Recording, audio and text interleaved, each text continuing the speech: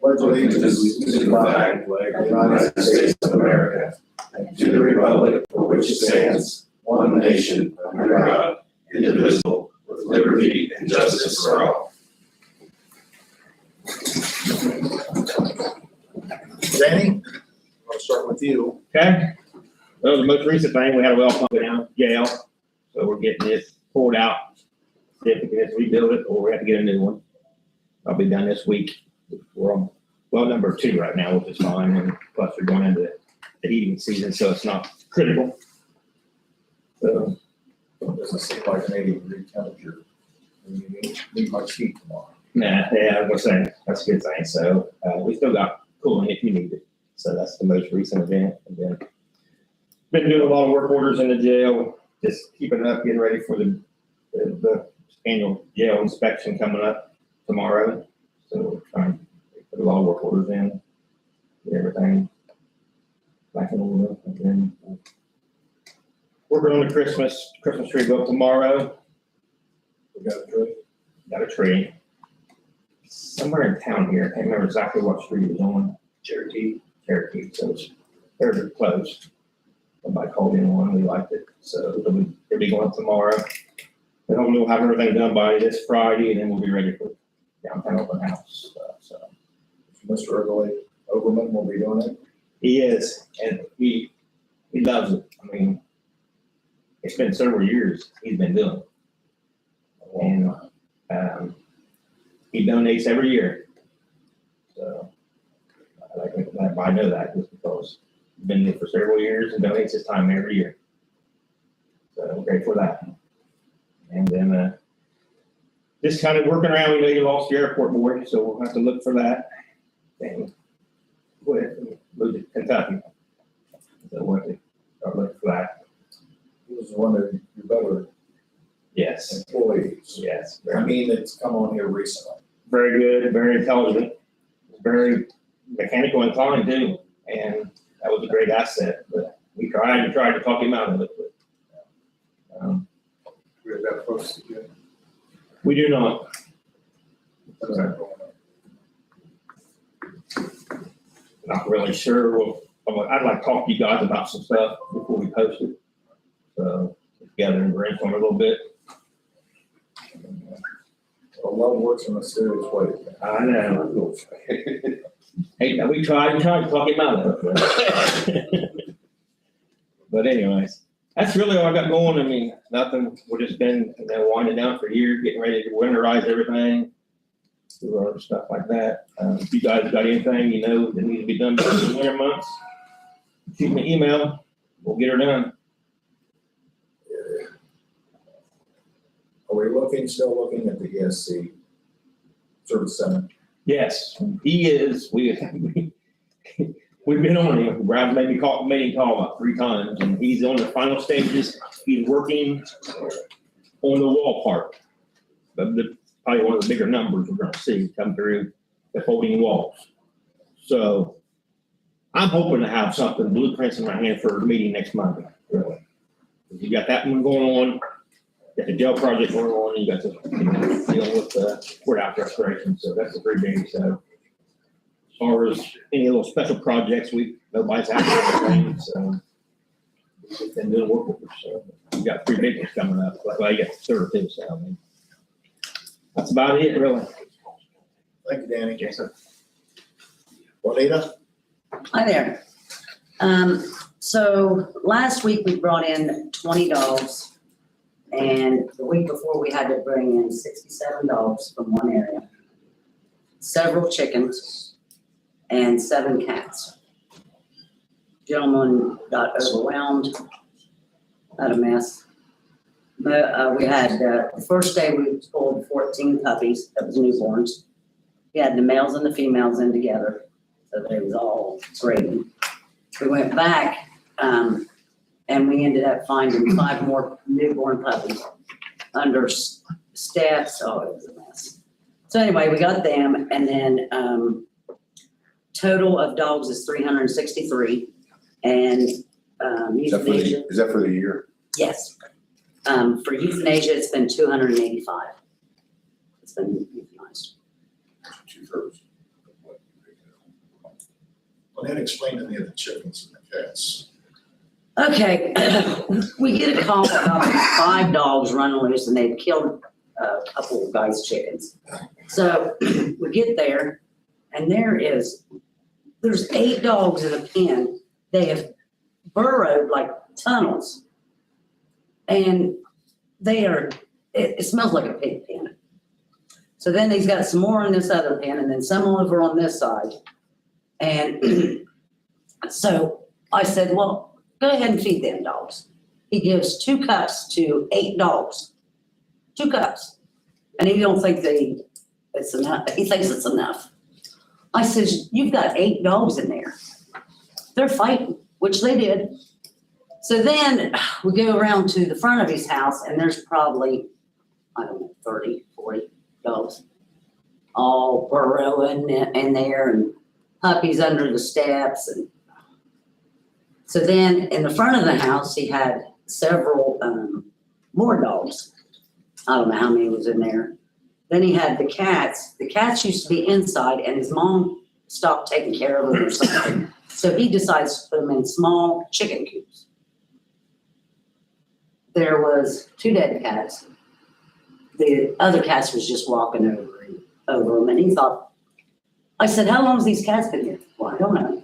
Well, I can tell you right now, they've been here quite a long time because they was disintegrating, you know what I mean? So anyway, we had to call Fayette County. They come up and help collect the cats and the chickens for us. The Humane Society had to come and help us because we didn't have enough trucks. So total was 67 dogs and then 7 cats. 2 of the cats was dead. He went to jail that day and then he got out on Monday. So all the dogs were taken away. Oh, yeah, except 1. We left him 1 inside the house. They gave a license.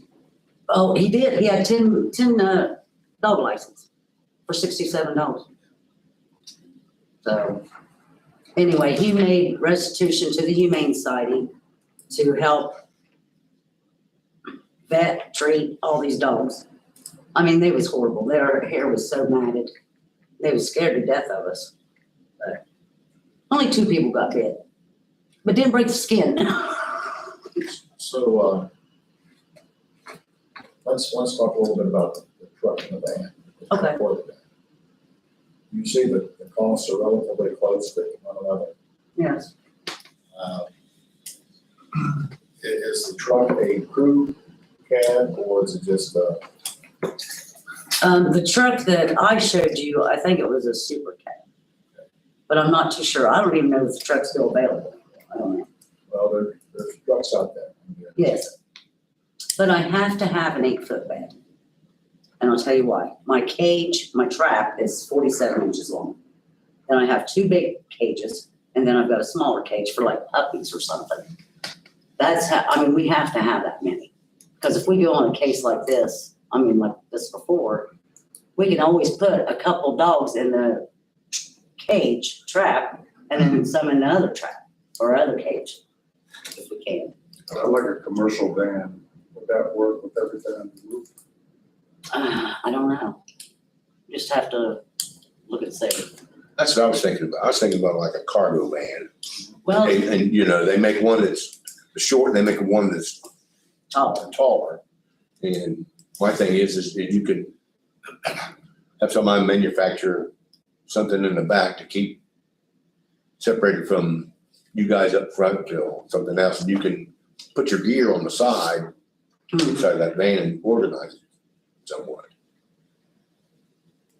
Okay, I'll look at them, so. Then they'd have to put some kind of divider between us, because I couldn't stand that dog's part. Well, that's what I was talking about. They could put a, And the smell. Because you know one of them's gonna take a, you know what? Sorry. put an exhaust fan in the top of it. Yeah. Yeah, there can be a divider wall there between you and the animals. I'm still confused. Do we bring chickens in? Well, we Tell me- did tell me- because we helped. Okay. We helped the Humane Society and helped Fayette County, because it took them quite a while to get there. So we was just trying to gather up what dogs we could at the time. It was a mess. Who took the chickens? Girl that works at the Humane Society, she took them. She took them because she has chickens of her own, so she just threw them in with her. She didn't care. And then the cat Brad took to Fayette County. Check on that van and see, Okay. be checking with Norris. That's where I went, but I can check online anywhere. Okay, Thanks. you're welcome. Sarah, Good morning. morning. This is my quarterly report for the solid waste district. We have one more that I'll have to do and then they're on their own. So I have this and a little bit of a review of that. We had 2 schools, RCCA Honor Society and Pickaway Ross Lean Sigma 6 Greenbelt. They did Adopt a Road cleanups on Cross Chapel and Clinton Road. So that was super successful. We have another Adopt a Road, a family is wanting to adopt a road. We're kind of still working on those details, but Adopt a Road seems to be coming along. I coordinated with the Ross County Health District for their tire drive a little bit and helped find a school that would be willing to come and work the tire drive. So Chillicothe football team came and helped the Ross County Health District on their tire drive on the 19th and earned $1,000 from the health district to their football program. So that was kind of cool. Other than that, I've just got this report for you to sign.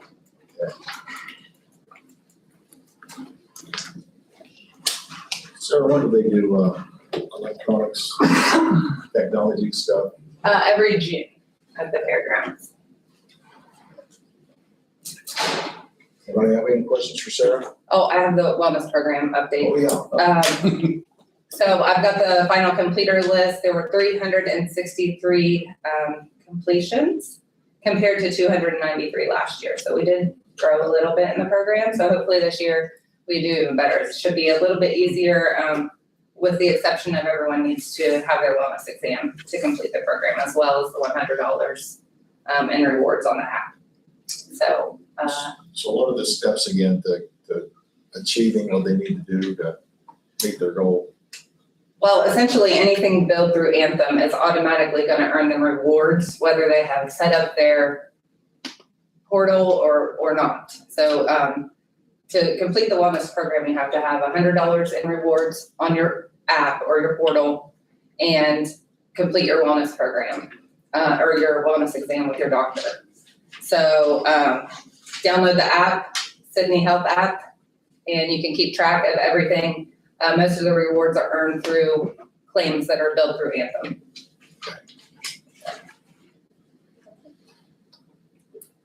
Questions?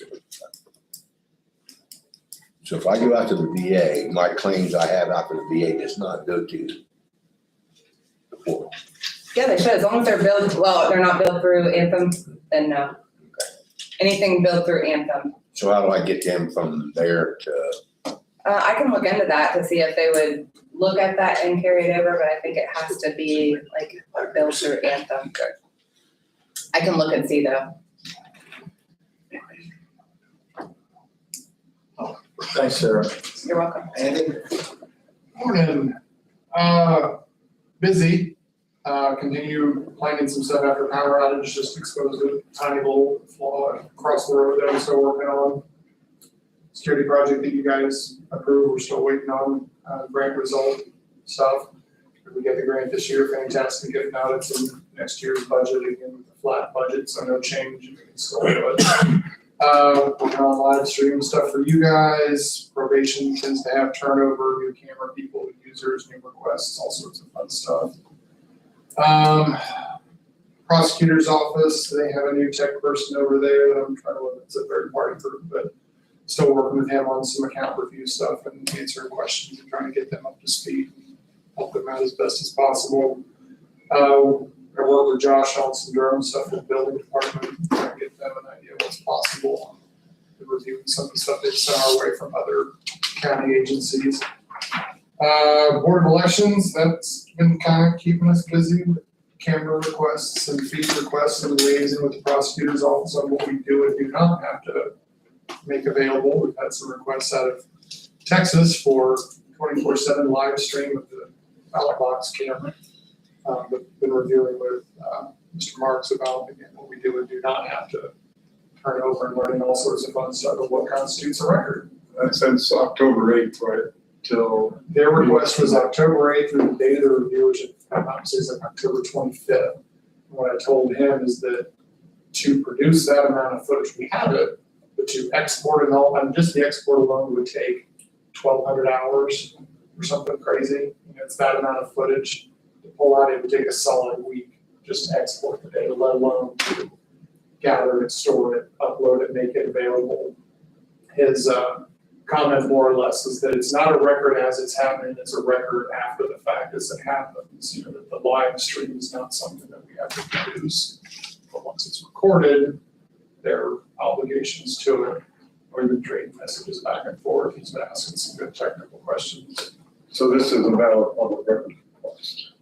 I would be remiss in my duty if I ruled on whether that was about. I know he's got some concerns about, you know, the undue burden, how long it takes to produce all that, so he's been asking questions of what it would take to do and how many cameras and whether there are different angles.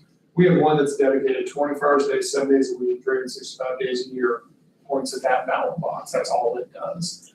Just for redundancy's sake, I take one of the pan tilt zoom cameras that's up there this time of year and I zoom in, get another angle, just in case the camera dies, just to have it. So we have 2 cameras on it this time of year. It's just a lot of footage. It's something like. Prosecutor's office, any recommendations on how to handle this? I sent him something at the end of last week and I haven't heard back on it, but I mean, it's something like 15 terabytes of data. It's an astronomical. That's huge. It's more storage than all the computers in this building with the exception of the servers combined.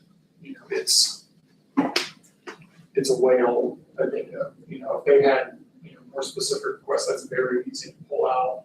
Half hour here, hour here, but 1,200 hours of footage is 1,200 hours of footage. So Because the way I read it, they want everything from that one day to another day. yeah, I mean, it's a whale.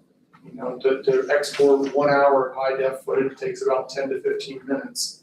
That's if everything's working perfectly. So if you want to take one camera and take 24 hours, it's going to take a while. And then they have a 24-day request, which is just a ton of data.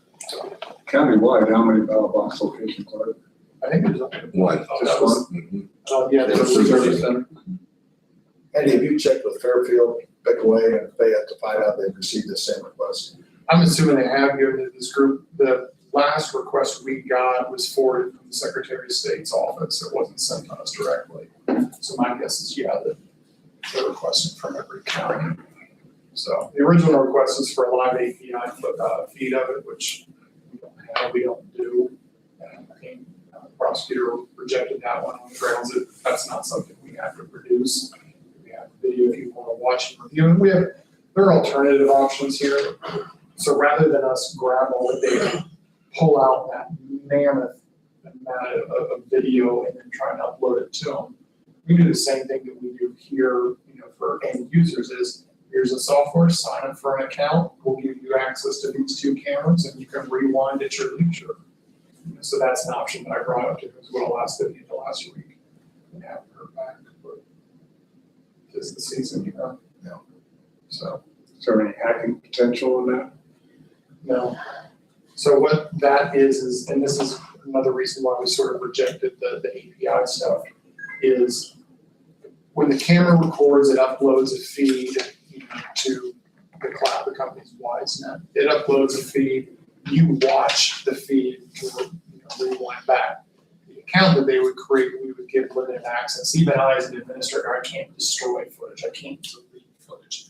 I can rewind it, pause it, view it, export it, things like that, give rights to people. But you can make it so that it's just, hey, here are your 2 cameras, hit rewind whenever you're bored. You know, I pose that as an alternative, maybe to satisfy that request. It doesn't have us work for 2 solid weeks to try and shoehorn all that data out, it's massive. I think the question at that point is what can AI do? Yeah. I mean, it's like anything else, if you got a copy of the footage and you wanna tweak it and make something happen to it, I'm sure there are intelligent people out there that can look like that. We still have the originals, it's not like you can modify the original, you can take a copy and, make Bigfoot walk through the screen if you really wanted to. Is there a deadline on this request?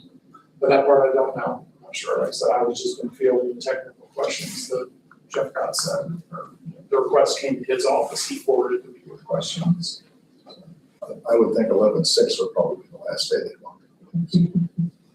You'd think, but we'll see. I was telling before, there was another instance where we're needing to explore a lot of footage, actually out of the county fair. It's cumbersome trying to just pull a week, it wasn't a technical possibility. They're asking for 24 days. What we did in that instance is we just stopped recording out there because we need the footage off season anyway. It was all right, well, it's preserved, sort of in archive in case you need to go back and look at it, but we don't really have that option here because we need to continue to record every day. So we'll see what he says, but that's been the fun one this month. Anything else, Andy? Mercifully, no. Any questions for Andy? Thanks, Andy. Josh? Sorry for my tardiness. I was with the new building official for the city of Chillicothe that he started last week.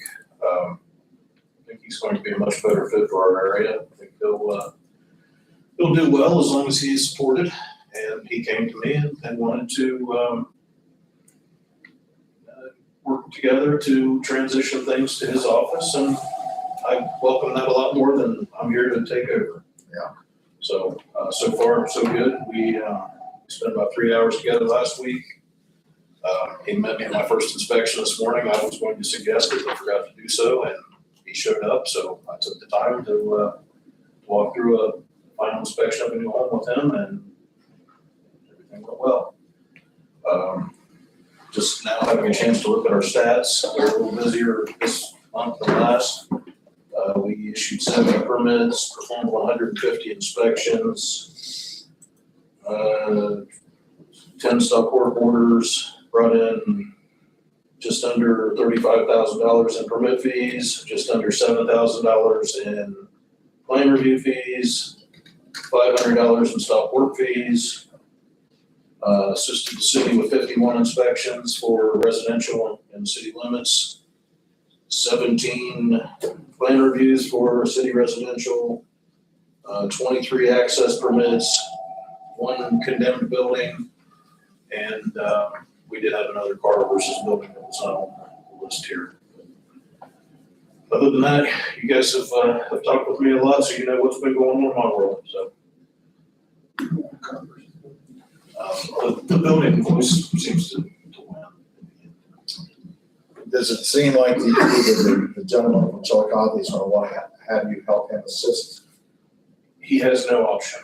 He has to, because he doesn't have all the certifications he would need to have an apartment one. So he will need our help with electrical, and he to work something out with the health district for plumbing. I would have no problem receiving backup services from this gentleman and providing backup services to him. The previous building official, I did what was asked of me, but I would not want him performing backup services for us. And that's the same with the guy prior to him.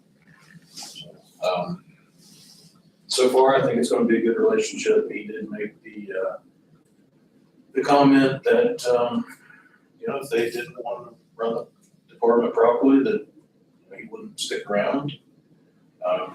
Maybe he could come work with us. So, There you go.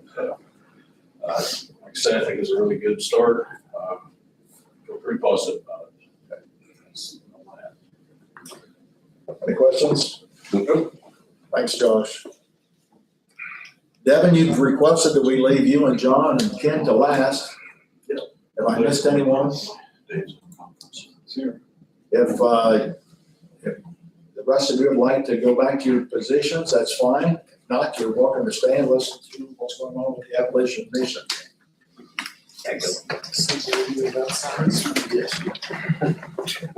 Everybody's got a leg. John, Thanks, guys. We're not your back, Devin. All right, man, I'm sure. I'll be later. Come on up. Have a good day. See you later. If you want me to, just let me know.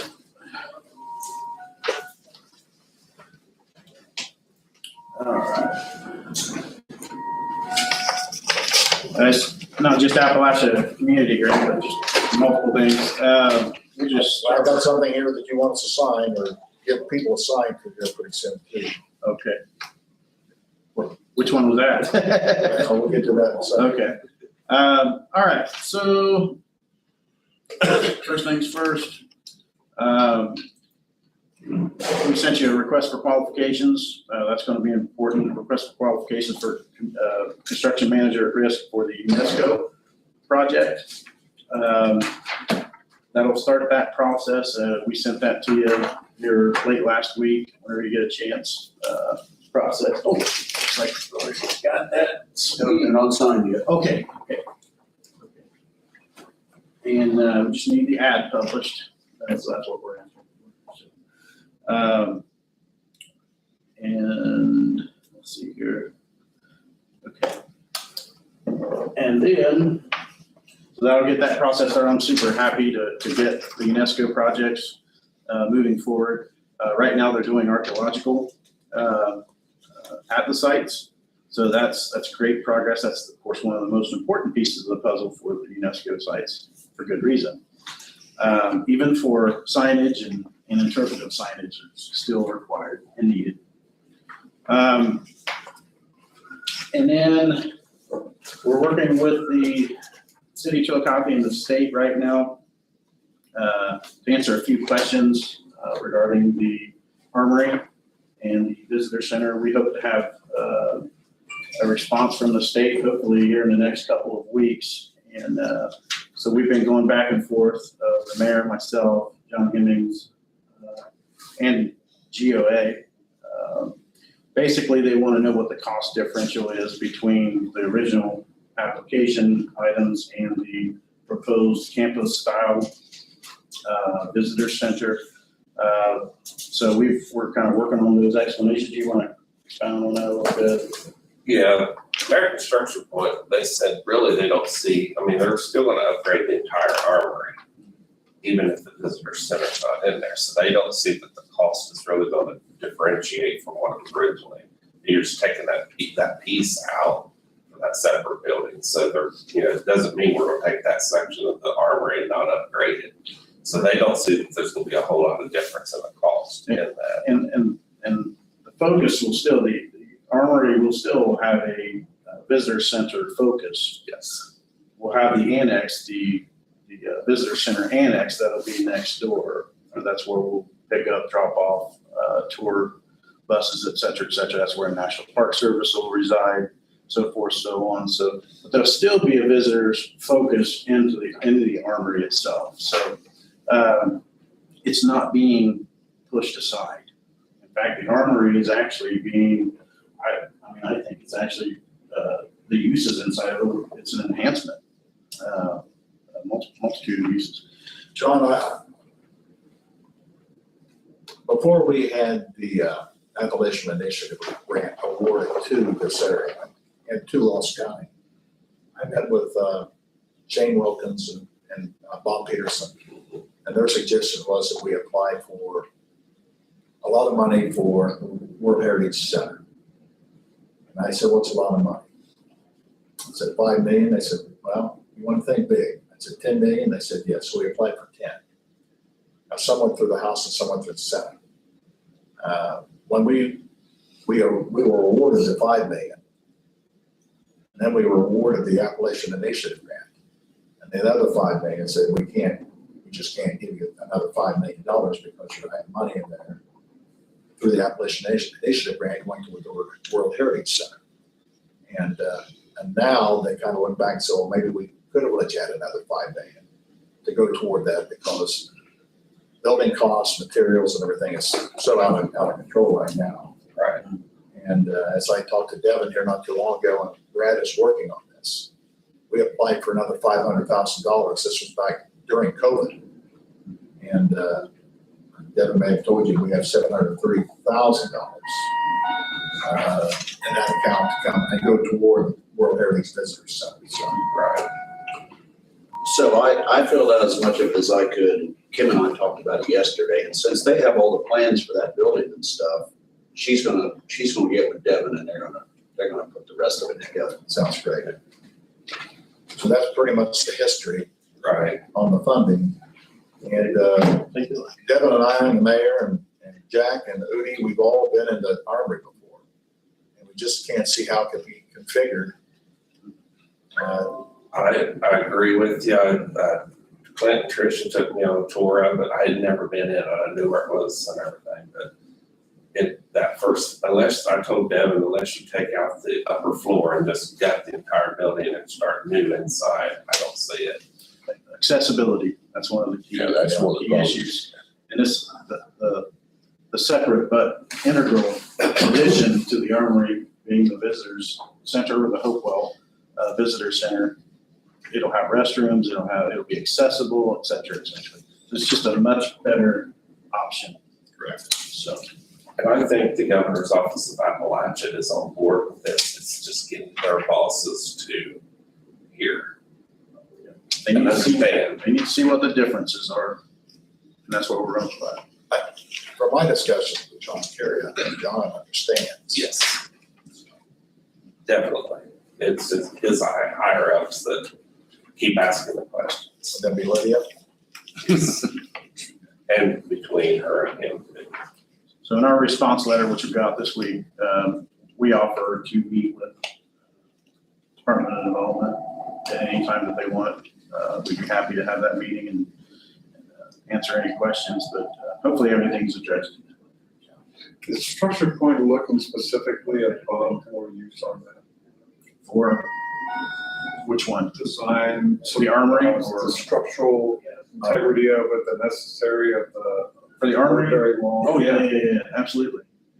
Because they sidestepped that completely and just were focused on a new visitor center that was at the beginning of this. No, they're That's looking at, not what we put in the grant. they're definitely looking at the Armory. Yeah. They have Are they to, looking specifically at ground floor use? both upper and lower. Upper's a lot easier than lower Yeah, because right. of space, but downstairs built a whole dam and that's about it. That's why the cost will not change, because they're gonna be looking at renovation of the entire upper floor, bottom floor.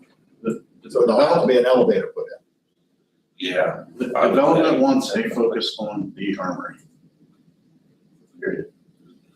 Everything else is in addition to and a better fit for accessibility, especially for, we have hope to see additional tourists, visitors, so to better accommodate those and quite frankly, activities, just general community activities. I think that, having restrooms available close and easy, and a place easy to get to, meaning the visitors, the annex to the visitor center and then the pavilion provides much, much easier access to, restrooms, et cetera, et cetera.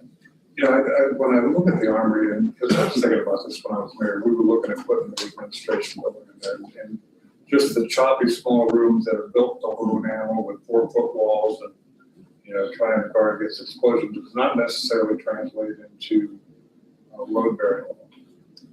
And can some of those walls be taken out and still have the structural integrity of the upper floor and support whatever future uses up there? I don't know the answer to that because building use, you take that out of the equation and just look at structural integrity, you might have a different option. Well, that's all part of the analysis. Yep. They're getting paid to do that, absolutely.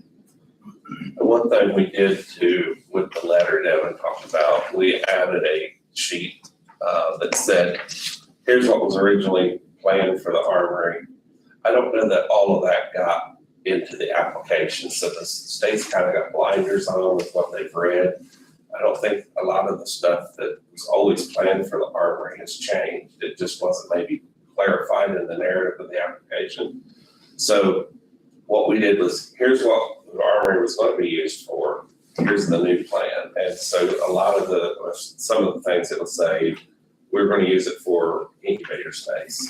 Over here, same, showing that it's not all changed, but here are the changes. Yeah. So then that was sort of something we gathered from phone calls that they thought would help with an analysis by the state to understand what are the specific changes from what we were now.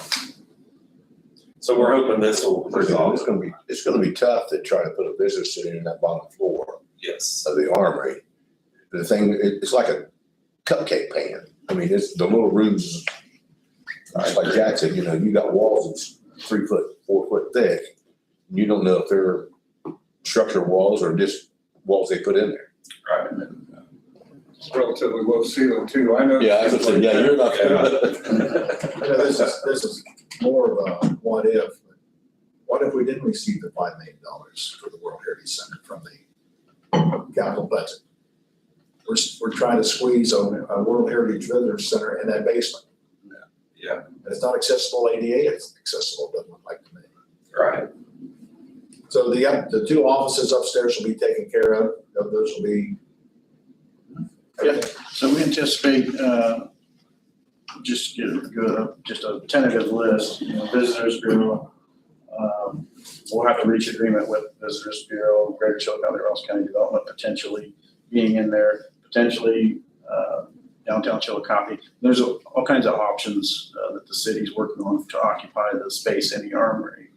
But either way, there'll be a visitor-centric focus on both structures, all 3 structures actually. Yeah. So lots of options for the armory. Moving pieces. See, there's a lot of options, but we don't know if all the options are gonna work. Right, and I don't want to forget National Park Service will be in the visitor center annex. They will be there. They actually have to be, that's another reason. So they have to be in there. Yeah, that's another reason for a separate, or a facility that's in addition to the armory is just because the National Park Service won't, they're not able to locate in a facility that has particular public events and so forth, so on. What's the term that they use? I was trying to think of it. I mean, they have some particular rules that they have to abide by to have their staff and their offices in a facility. It can't be with the general, Are you saying they'll be in the armory or they'll be in the being in the annex, the new the facility. center itself? Yes. Will that have a conference room in it? There's plans for a conference room in it now, yeah. So that would interfere with them being in there? Yeah, it's actually mainly for UNESCO visitors, et cetera. It may not be as big as, the main facility, the main UNESCO for really large events would likely be in the armory or in the pavilion. Okay. Proceed. A lot of moving parts. Okay. Anything else on ACGP? Oh, yes, we do have some other. Yeah, since we're on that, I'll go ahead. Bainbridge, we worked on an amendment out there. They have a pocket park that they were looking at along the streetscape. Devin thought there might be some savings. We found out ODOT's gonna pave 50 there at Bainbridge. And we thought there might be some cost savings, so we checked with the state and we don't know that yet. We don't know if we're gonna have those savings, but if we got those savings, there's a 20-foot strip of land. Those parcels are crazy out there. And Erin was telling me that she went out there to the Festival of Leaves and said people were set up on that land, but it's not owned by the village, it's owned privately. They'd like to buy that for the park. So again, John Kerry, we talked to him, he's in agreement, it makes sense to buy that 20 feet. But because the village doesn't have it, the design of the park's being looked at with that 20 feet, just grass there. And they could expand that park, but until we know that cost, the state's put us on hold on doing an amendment for that project as well. So, So there may actually even be another alternative to that, yeah, which is the alley is really actually part of the current parking lot. So technically, they could redesign the parking area for the pocket park and utilize that. I think it's a 20-foot alley. In fact, potentially they could abandon that portion, that alley, and utilize that space for the additional parking. That's the key. We want to try to accommodate parking and, of course, make a great little pocket park in downtown Denver. Where's this park at anyway? Is it where the library is? It's across the street from, what's the new, I can't remember the name of it, but it's right in the middle of downtown. It's on the main strip when you're going into Bainbridge. It's the on green right-hand space. side. It's the only green space there. Right now, it has a big sign in it, talks about the water sewer project. It's right in the middle of downtown green space. what's the road that goes north there? State Route 41. Yes. So, There's that business on the corner there, the park's right behind that, on the north side. so it's a very visible, highly traveled corridor. It's a great place. And this is where they actually have a lot of their stuff for, community events, the feast and whatnot. But it's a good little spot for a park. That's where they had the car show. Okay. Yeah, that alley option really opens it up, because basically if they do the parking, you can drive clear through that. And then the alley too, but so why do you need two? Right. So they're saying take away the alley, you can just drive through the parking lot, makes sense. So that's what we're working on here, and as Devin said, the UNESCO, the CMR, we're working on that. John, is the Bainbridge Council on with that? Well, we're working with them. Yeah, they're, Let's reach out to them. So they've got basically a committee to really design this. So it's a community-based committee, steering committee. So our project engineer has regular meetings with that group. And I think they've come up with a few different designs, and ultimately it'll be up to the village to decide on which version that they'd like to go with. So, Right. And I know that you said earlier, Devin, there's many moving parts, but do you have any expectations when this project will actually start? Which one, The city park, the Oh. armory, Well, they need to start this summer. I mean, for this, that's a massive project. So they'll start breaking ground. in the summertime. Okay. I'd say the grading mostly. Sorry, John. No, that's a great question. I actually, that's kind of at the end of this, I guess. Chillicothe's picked their CMAR, so they just got to work on getting their final construction documents developed, so they've got that guaranteed maximum price, and they know they can start here. This was far ahead of the rest of them, I guess I would say. Rio Grande did bid out a piece of their Jackson project, I think, but their bids all came in high, so they were going to rebid. But the rest of them are doing a lot of the design work. We've got 8 that are going construction manager at risk. We just met, Bricker Graydon and I met with all of them. There was a few that were going to go that direction and decided to go design bid build to in the region instead. And then we picked up a CMAR in one, but we've got, I think it's 8, I was counting the number here, that are going CMAR. I've already reached out Friday to the LEDs, I've already seen Buckeye Hills, to keep after those communities, because Ben got us this stuff. We worked on it like 2 days later and got it to you to advertise on CMAR. And I've asked them, get on these people. And I've got to follow up with Hillsborough because they're self-administered, but I'm going to tell them, get on this, because we need to get things started. Exactly. I agree. So say, if somebody drops the ball one way, are we gonna get stuck? I don't think I mean, Well, we've got grant agreements with everyone. yeah, it's not gonna hurt the overall project. I mean, if one person messes up, yeah. And quite frankly, you know, that's why we have those milestone charts. Look, if they run into trouble, the first people that are going to be going to GOA will be us. Say, look, John Kerry, we're at this point, we've got a particular project's not meeting the milestones, we gotta start looking at this through different lenses here. What do we do? You wanna catch that before they start any building, obviously. So it's that time frame before, you know, when they should be building and they're not, that's when we need to start, you pull the plug. I mean, basically is what it amounts to. And that would be up to GOA. Is there a point next year, Devin, at which that's gonna be clear, January, February, March, something like that?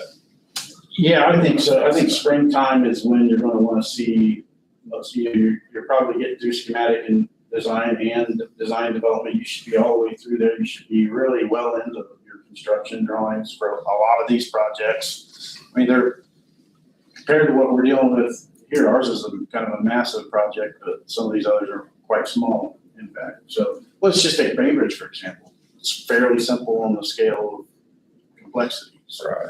shouldn't be an issue with them moving forward. But going with Bainbridge, we're trying to time that with ODOT improvements too. And I think we're gonna be we may ask ODOT to, I think ODOT has the leverage to move the project back for us if we need them to, And which is great. That'll provide us cost savings through the village cost savings. Yeah. Right, and ODOT, well, I was on that last, progress meeting, and, the guy at District 9 said they've got the 50 project tied in with some other projects in the region. I said, we'll bid them all at once. I said, we could just pull that out of our package for next year. Like 772, they got some other routes they're paving. They said, we may just pull that out and wait. So they seem cooperative in working with us, so. Yeah, all these projects have Gantt charts, right? Yes, yeah, I was That's getting ready to say that. That's your trick. That's also, when I say milestones, that's kind of, that's what we're using. It's quite obvious that they pass the point of no return if they ain't done with the money asked. Right. Right. Does Ross County have any like oversight responsibilities along the way, or is it a matter of them reporting to us? We do have oversight over everything, in fact. That's what we hired, the two LDDs to aid us with that, local development districts, Buckeye Hills and Ohio Valley Regional Development Commission. So that's the trade-off for all that interest work, right? I don't know what you mean, but. They're paid through the admin, But I'm saying that the benefit that we're getting in terms of that interest that we're earning, we do have an obligation in exchange for that, it sounds like, Oh, right? sure, yeah, Yeah. sure, absolutely. One thing we have some control on it is all but 2 of the projects Ross County has the design contracts for. So we can dictate to those design firms, even though they're working for the village of or the nonprofit of, we can, on that Gantt, you talk about Gantt charts, we can look at that and say, hey, you're not, where you're supposed to be. So, and we can kind of push that custom contracts with T-Law. Right. Is that what you said, Jack, Gantt charge? Yeah. Okay. Yeah, sure. It's an accounting tool. You should know that. Oh, well, Jerry knows it. Jerry knows it. It's basically a timeline of bars, and then so we get schematic design build should be by months 3, 4, 5, and then 5, 6, 7, 8 will be CDs or and so forth, so on. Okay. So if they don't meet that milestone, then John or the LDDs or all of us will be. Yeah. It goes pretty early when they run into trouble, we realize. Yes, cool, right.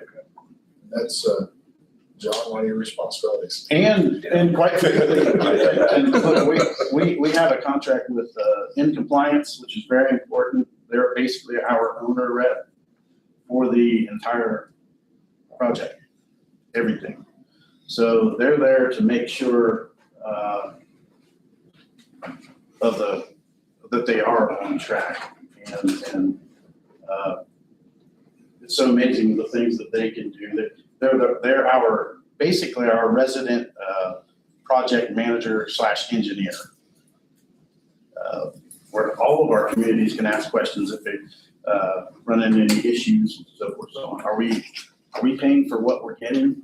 Yeah. I mean, literally. Yeah, Sarah, who's been in compliance, when we get an invoice from a contractor, she will go out and look at this project and see that the work's been done. So when you sign that check, you know it's been done. Right. You don't want me doing that, you know, I might not know what to look for, so, but they did it. We better move along. Yeah, and I was just gonna say last year, things are moving, because one thing is we're starting to get invoices in from the design firms. They're working to get things moving. We've got a couple projects that are still laggards. They're just, they're slow. If I had to guess, that the one I think is gonna, downtown Orem, I talked about that land purchase, that's almost done. So I think they're gonna move forward, but they might be, they might trouble us just because of the timing, but there's one at Georgetown Visitor Center. If I had to guess, one project won't ever get done, that's it. Why, John? They're just dragging their feet? I think it's pushing a rope. I think it's, didn't come bottoms up. The project idea didn't come bottoms up. So the two entities that are supposed to work together have projects of their own, and those are their priority, and that's second. That's the best way I can describe it. Pushing the rope. I've been at that a long time. So that's all I had. I think we're gonna be running into a lot of issues with reality of conceptual design versus a architectural and engineering design that put the actual cost of the project in inflationary times. We're gonna see a lot of disconnects coming up, and that's what we have to work through. We had this conversation last We've been week. talking about it, and yeah, that's the truth. Yes, it is. Trust me, I wish we could have been in, maybe at least up to the design development stage before we applied. That was perfect. That's what I thought we were aiming for, but that wasn't the case. But we ate an elephant instead. Yeah. 12 counties and 48 projects. Right. The elephant was the only thing we could eat. Yeah, that Well, was that's it. what got us some money. Yeah. So, Right. pick your poison. And then Kim has some quick, Yeah, just with the ACGP, just to add on, now that it's established, we're implemented, I manage or working more on the grant administration. So, all the design and administrative, or the admin between the projects, all those have been executed, all the contracts and agreements. And we are processing invoices, so I'm working on monthly reporting of the projects, fiscal side of things. And we have reimbursed, our expenses now that we have been reimbursed for is $1.7 million. So we're starting to get those design invoices coming in the last 6 weeks. You see a lot of those in the bills for the week this week. Yeah. A lot of big money items, so, yeah. That's grant money, folks. Yes, yeah, all grant talk money. about your other grants. Yeah, and then also working with the sheriff's department on body worn cameras grant. So outside of ACGP, this is some things I'm working on. So working on that through the Office of Criminal Justice. Still trying to get our, working towards the Norfolk Southern grant. We're going to apply for their Thriving Communities grant, as soon as we just get a little hiccup with our 501c3 number, so we're doing it. We'll get there eventually. Yeah, that'll help pay for some of the comprehensive. Yeah, for the comp plan. How about the bridge in the northbound lane of 159? The gray one, not the blue one. Still waiting to hear back from Ohio EPA on the 104 sewer project. We've applied for funding through them. We haven't heard anything yet. As Andy talked about earlier, Cyber Ohio, waiting to hear back on that grant. And then working with Brad on the OFC funding for the visitor center. And you'll see a posting or a RFQ posting for admin for CDBG, that's in the request for, review. So we'd like to work with an administrator again to manage the CDBG for the next 2 years. That will get us through the Appalachian grant period, and then we can look at resuming that in-house. Yeah, and we originally, it was our original intent to really take all the CDBG back in-house, and really with ACGP, I think we better leave that to ORDC, Ohio Regional Development Corporation, for or whoever wins the response, I should say. RFQ, they have been doing it in the past for us, so if they win again, then we'll utilize them, and they can continue for the next 2 years. But after that, I do want to see us take the CDBG back in-house. It's a very detailed grant. There's a lot of Yeah. moving pieces to it with the Appalachian grant right now. I think we should just continue to provide admin for that, and then we can bring that back in. A lot of money out there. Yes, yeah. And then we're working with the auditor, to have floodplain banners on the auditor's site on the map. So it'll be an extra, notification opportunity for residents, whoever's, if they're looking at property, if they get on the auditor's map, there'll be a notification, a banner that comes up that says this property is in a floodplain. That's a good idea. Yeah, and appreciate the auditor helping us with that. And I think it's just a great tool. People, it's all about information. You just have that mapped out on your website. Yeah, That's what plane is. on it. Yeah, absolutely. Yeah, you can click on the link and it'll take you right to the National Flood Bureau, and you just type in your address and It'll tell you yes it's or right no. there. Yeah.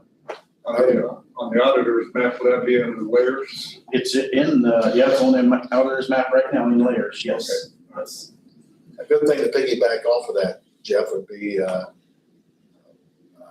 the airport. Yeah. That's on there. That's in the layers. Yeah. FAA, no fly. No fly, okay. Yeah, that's in there.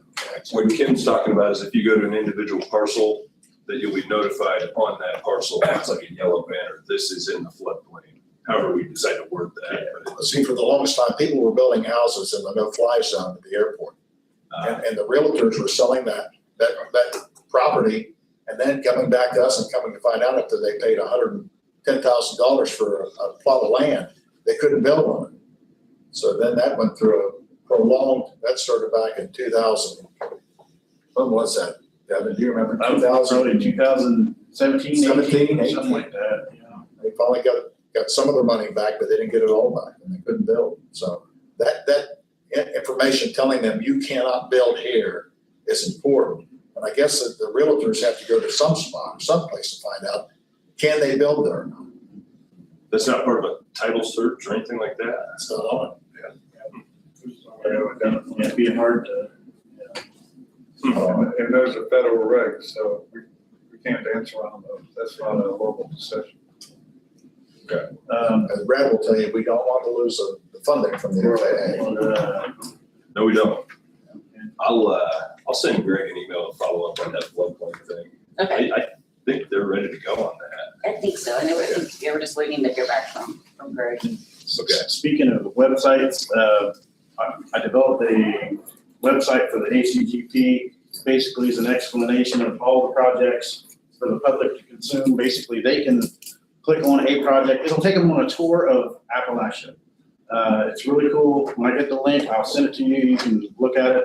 But there'll be a link to download the monthly status reports for these projects so people can see where they're at. It has all kinds of information in the reports. It's a rather cumbersome report, but nonetheless, you can pick out, for example, Village of Bainbridge, hey, where are they at in the process and where do they need to go? It's a status report. And it's really cool. I think it's actually live today. I'll see if I can send you a link. And then it'll be linked to my department website, all the reports. So it's really cool tool. Last, you have before you select some appointees for the comp plan. I think I sent you that here last week, so work on that for me, here maybe by next week or something, would be great. Do you know any people, Devin, that might be interested in working on that? I do. I would like to verify with them though, you know. Send me those names when you get those. Okay, After you verify. yep, absolutely. Okay.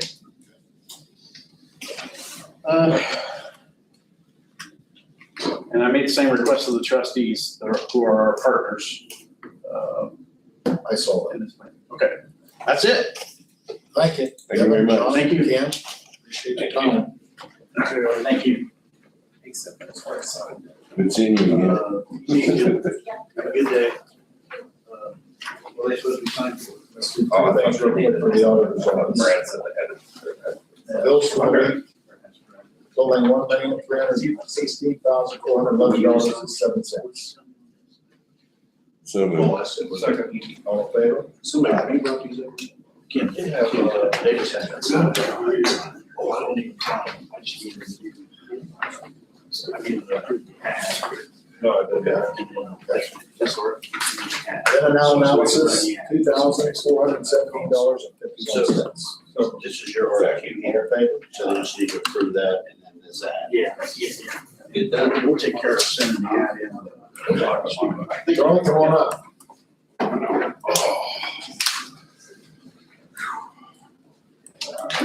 So you guys are celebrities now. You are too. Yeah. Kathy, did you, I know you sent the, I'm geostructures. it's in one of your emails, isn't it? The what is it? The information for the budgets. Yes. Yeah. I wonder what date that is. It might have been Friday.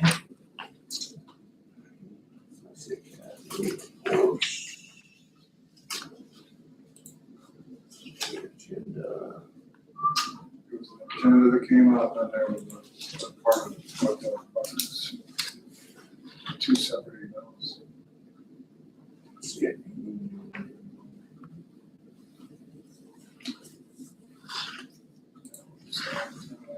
November 1st, So, 9:07 a.m. oh, I found it. Got it. Yeah, I thought I looked at that, I'm thinking, okay. I got it.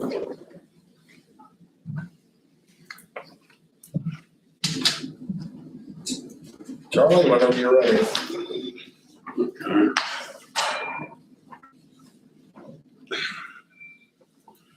Well, do you have any questions about the submittal we've made?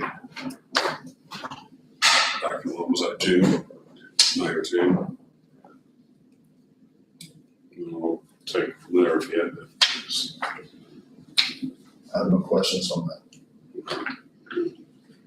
All right, I guess my main thing moving into 2025 and then on into 26 and beyond, is getting a handle on the cost of everything, just like everybody else that comes to you. Not gonna get it. Nobody's gonna get a handle on it. You get that figured out, let us know. Yeah. Yeah. We have 3 bridges that definitely need attention sometime in the next year or two, and that's Dogtown, Plyleys, and Maple Grove. And those 3 bridges, Maple Grove, the whole truss needs to come down, it needs to be sent off, reworked, and then galvanized, and put back up. Dogtown and Plyleys are also trusses that just need the new flooring system. They need the new galvanized steel deck and the beams, the floor beams that are inside the structure. Those 3 bridges, I should have a better number by the end of this month, but there will be combined over $3 million. The West Junction Bridge over the railroad, we got significant funding from Ohio Public Works. I just with the cost of things, I just got a funny feeling we're coming up a couple $100,000 short. The important project coming up this coming summer will be safety upgrades on Veterans Parkway / Pleasant Valley and Clinton Road intersection. We're probably going to have to come up with about, Patricia Wetzel called me this morning from ODOT with their most recent estimate was right around 120. But she said, yes, with the prices, you don't know. So she said, allow for about 150. Now, I know there's been talk about a roundabout there, but the investment of 150,000 from the county in the short run term may prove to be good for the long term. What we're going to do sometime this week is go out and do a manual traffic count at Rolling Meadows, which is the subdivision right next door to the proposed subdivision, from probably about 6:30 in the morning till 9 o'clock in the morning, and then again from 2 o'clock? Yeah, from 2 o'clock to probably about 5 o'clock. And see what kind of traffic Rolling Meadows generates into that system. It may surprise me and be a lot, but most of these subdivisions are very passive traffic. So if that is the case, then the new subdivision might not need any access on Pleasant Valley, which I know, Jim, you have concerns about. Right. And with the Wavetronics being part of this traffic, this study or this grant, Wavetronics may help keep the traffic moving better. I mean, it's today's type system better as opposed to the old loop. They saw pavement and drop Traffic loops light. there. It's out the Delano and 159. Same Wavetronics. So, I think in the short term, we'll know those numbers here by the end of the week for Rolling Meadows. And, see how much traffic that would really add. Take that same number to the build out of the proposed and see what it really does to the whole system. And, and then this money also, the safety money adds a drop turn lane on Pleasant Valley going into Egypt Pike right in front of the soccer fields. It extends the drop turn lane across from the car wash and the gas station there on Pleasant Valley. And then it goes on around the corner some. And then it brings the bike path down to the intersection line of Clinton Road and Pleasant Valley instead of nowhere right now. They're offset, so people are just crossing anywhere and everywhere they want to. So it's more delineated.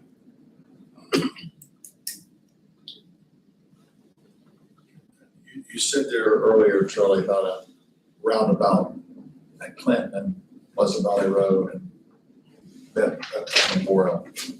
Does there have to be so many accidents before they classify that? To get safety money, there has to be some money. There's not enough accidents there now. No, I don't think there are. Right now, I know ODOT stated at one time and there weren't. A lot of traffic, but there's not any accidents. Yeah, Well, most of it's straight through or up and to the right. Very, very little traffic goes on to Clinton. yeah.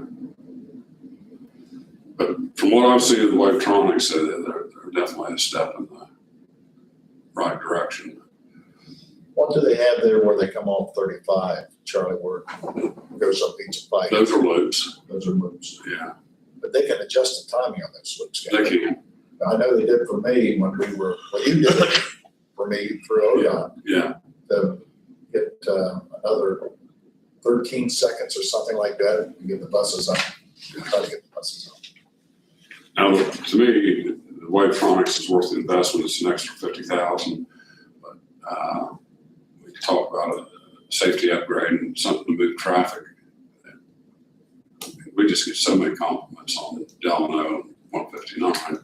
So I said, instead of spending millions of dollars on that roundabout, can we try to put one of them there on Clinton Road and Yeah, that's part of the safety study, and if it pans out, then pans out. It's, the whole thing's right around, I think, 700,000, and then, they're only asking for about 1.5 from us. I had a conversation. 150,000, not 1.5. Yeah, I didn't want to be scared, more gray hair. you scared me for a while. Acting on nervous. How often do you talk to Devin? Quite often, yeah. Do you talk comprehensive plan? Sometimes, yeah. I mean, that's kind of a big picture look at land use. And really, Devin and I were talking about it on our Green County last week. And really, all this planning should start with thoroughfare. It should start there. It shouldn't end there. A lot of times, that's the last thing that people look into. How are people going to get to and from these new ideas that we have? To really map out the thoroughfare plan first, and then build to it. It's a lot easier, a lot less expensive. So, you know, I told Devin to get with you and see what you have in mind, what your needs are, bridge repair, for road repair, you know, what's next on your list. And start feathering the two programs together so that we build out intelligently here. Yeah, and I guess I live with a double-edged sword because the build out's important and the planning for the future, but also the maintenance of the existing bridges, more so than the roads, are paramount for me. And those three bridges I mentioned earlier need to be done here in the next couple of years, and then of course West Junction will get done. But you know, just the scope of what I face, like this year, we only have $300,000 budgeted for equipment, and we are in decent shape on equipment. But if that number continues for the next 10 years, whoever's in here then is going to be in bad shape. Yeah. I mean, that will buy one tandem dump truck dressed out for snow and ice. Won't be much left after that. The 5 trucks, the 5 Kenworths we bought will be paid for this coming calendar year. That turned out to be a super move because we bought them before the prices just skyrocketed. So those 5 will all be paid for. The Kings to the Delphi Bridge that went over the CSX, it's still costing us $75,000 a year. It won't be paid for until 2029. The SIB for the extension of 207, which again was a good investment, but it still costs us about $60,000 a year. That's what costs us clear up to 2039. Well, I will still be here. Well, I don't think I'll still be on the planet. You know, I don't know if you've been out a lot, but we put a lot into safety, and striping is one of the best way to improve the safety of a road. And we spent about $300,000 on it this year, $280,000 through Aramark, and another 50-something with it in our paving contract. But if you drive the county, it looks pretty good, and we've got it down to a system. Tom has come in and broke everything down to thirds, where we can continually stripe everything at a maximum of every 3 years. And if you watch ODOT, they stripe some of their roads every year. So we'll never get to that point, but the striping is probably as good as I've ever seen it. Charlie, you don't know how important that striping is until you drive in an area where there isn't very much striping. Yeah. That's happened to me a couple times down in Cincinnati where 5:30, 6 o'clock in the morning, I can't see anything. Yeah. And here with the striping, it's bright enough that you can keep your own road. Yeah. Well, appreciate those comments, but it's just right now we're at a point where we can probably have to spend that every year to keep the striping to look, be effective. I mean, so I think it's a good program.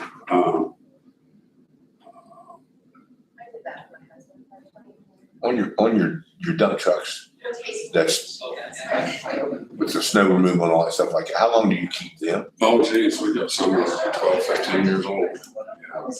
And we started going to the galvanized, stainless steel beds here about 4 or 5 years ago. And that was a good move. We're not having to patch and paint the beds anymore. That should be, the 5 we bought 4 years ago were all galvanized. The last tandem we bought was galvanized. So that's not galvanized, stainless steel. Talking about broaches, galvanized. Yeah. So I have an expensive wish list. I guess my proposal to you is that I will prepare a more accurate report to you of what I need and what I've got coming down the road here by the 1st of December.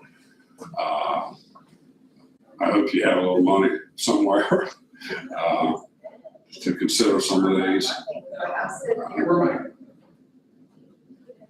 Obviously the bridges are the main concern. I don't ever want to see it.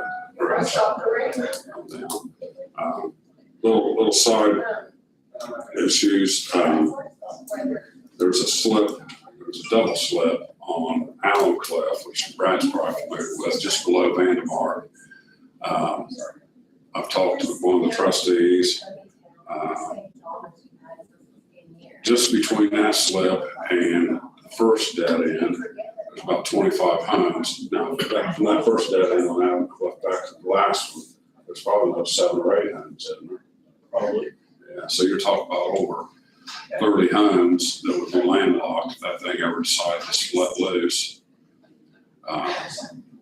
What I'd like to do is go in there and punch some borings, see what we have, and get some sort of a fix. I don't know what kind of money Southern Township has, but to leave 30 houses out in the cold would be pretty devastating, I think. They discussed that with you. Yeah. So, I think just continue working with them to find out what they need. We'll have to figure something out. yeah, They can't leave them homes out there, how are they gonna get out? they can't. Well, unless you furnish from all canoes or something, yes.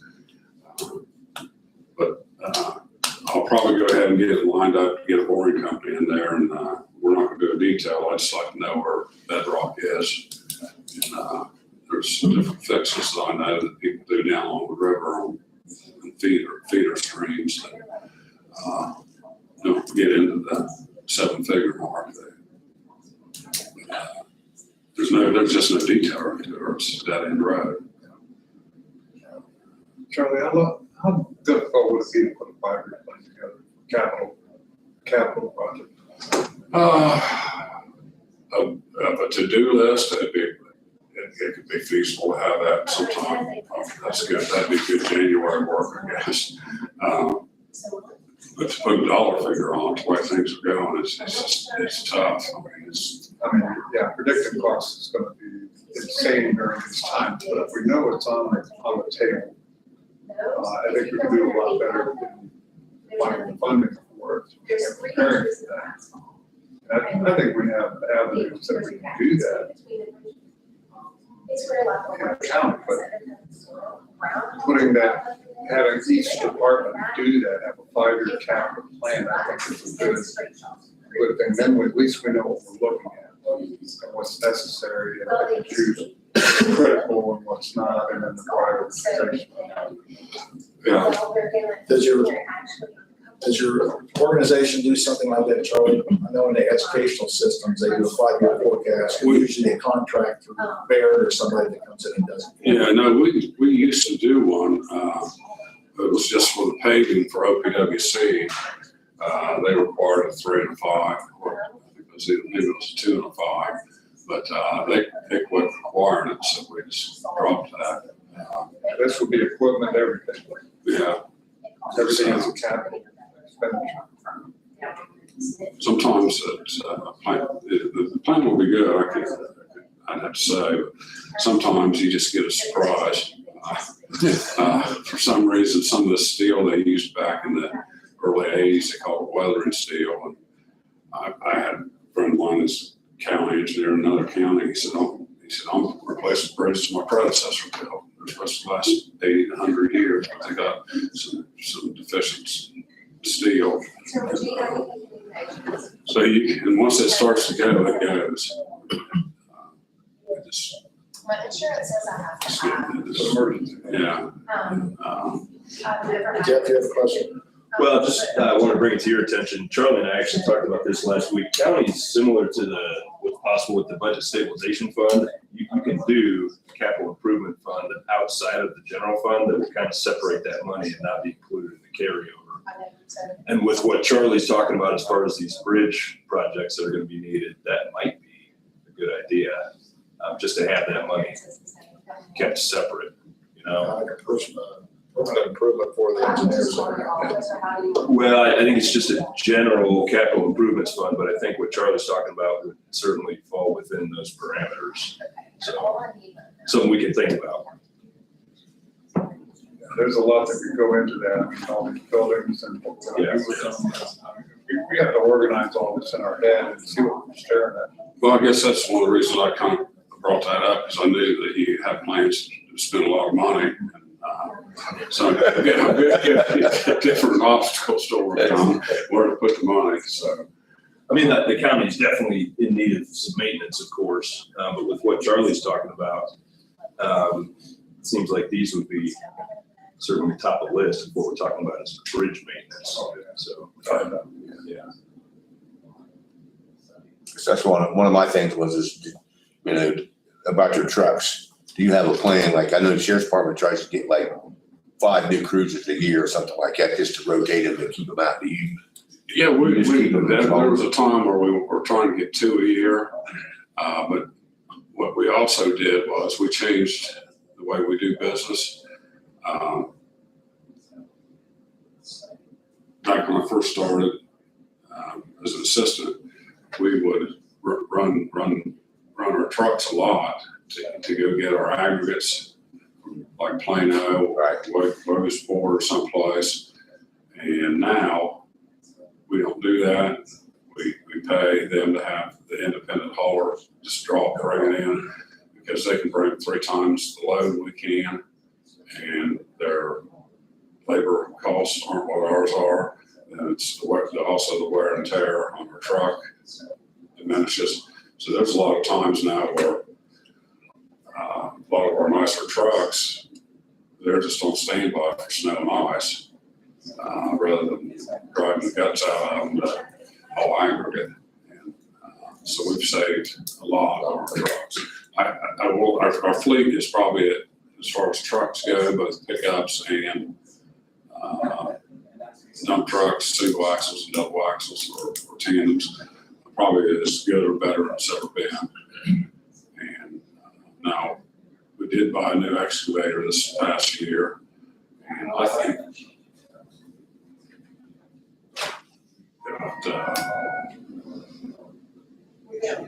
we got 20 years out of the last one. That's pretty good. That's good. And but we do have two other excavators. The big head will be in great all. We have to replace it. It's the big piece of equipment that has the slipper from the end that goes down the road, cleans out the roads. I think when we bought it back to Don's when we bought it, that was probably early 2000s. And it's still in good shape, but when it ever has to be replaced, it'll probably be 500,000 piece of equipment. I think it was 275 then. That may even be more than that. It was money well spent. That thing's a fantastic piece of equipment. We had a couple of those trees during the storm that went down out at the Camp Sherman Park. He brought that thing out there, and no one has to be worried about branches falling on their head or anything, man, I think just reach up there and clip them off, grab a hold of them, put them on the ground where we could saw them up and put them in the chipper. It was amazing. I'd never seen it work. It was awesome. And the nice thing about it, and we have 2 mow trims, other things that go on the road that cut the brush. And the investment, those pieces of equipment, a lot of people don't like to see that mow trim come down the road. That's why we do a lot of it in the winter, because it looks pretty scabby. Yeah, because everybody says, well, they're counting, they're out there butchering the trees. But it all bounces back in the spring, once it greens up. But we call it daylighting, because in the wintertime, late fall, winter, early spring, the more sun you can get on those roads, that's the pavement longevity's ally, is the sun. And you gotta keep those things daylighted and dried out, and you don't have the pothole issue. It just, pretty valuable pieces as well. The bush hog, looks like a bush hog turned on its side. It does, it does. But I will, I'll get a short-term report to you, and then we'll get working on that 5-year plan. We appreciate your management of the resources and the destruction of dollars like you do. Well, it's, actually, I kind of enjoy it. I'm stretching the dollar. I just enjoy what I do. I know you do. I'm lucky. You've done a good job. So, Yeah, we got good people. well, that's what he hates philosophy, surround yourself with good people, everything works out well. The trustees are all good. They're good. I don't know if you know yet or not, Jim, but I guess we lost Steve Core. I didn't know. When was that over the weekend? Yeah, He passed. yeah, He just had double lung transplant. yeah. He just never. As I said, he was fighting that. And then his wife passed away. His wife passed away as he was fighting that, so. Yeah. Steve's a good trustee. Nice. Yeah. Charlie, You did forget to tell them one thing. Okay. Folks up at ODOT bragging about Ross County's efficiency and swiftness in handling our business. Yeah, they were, they were good.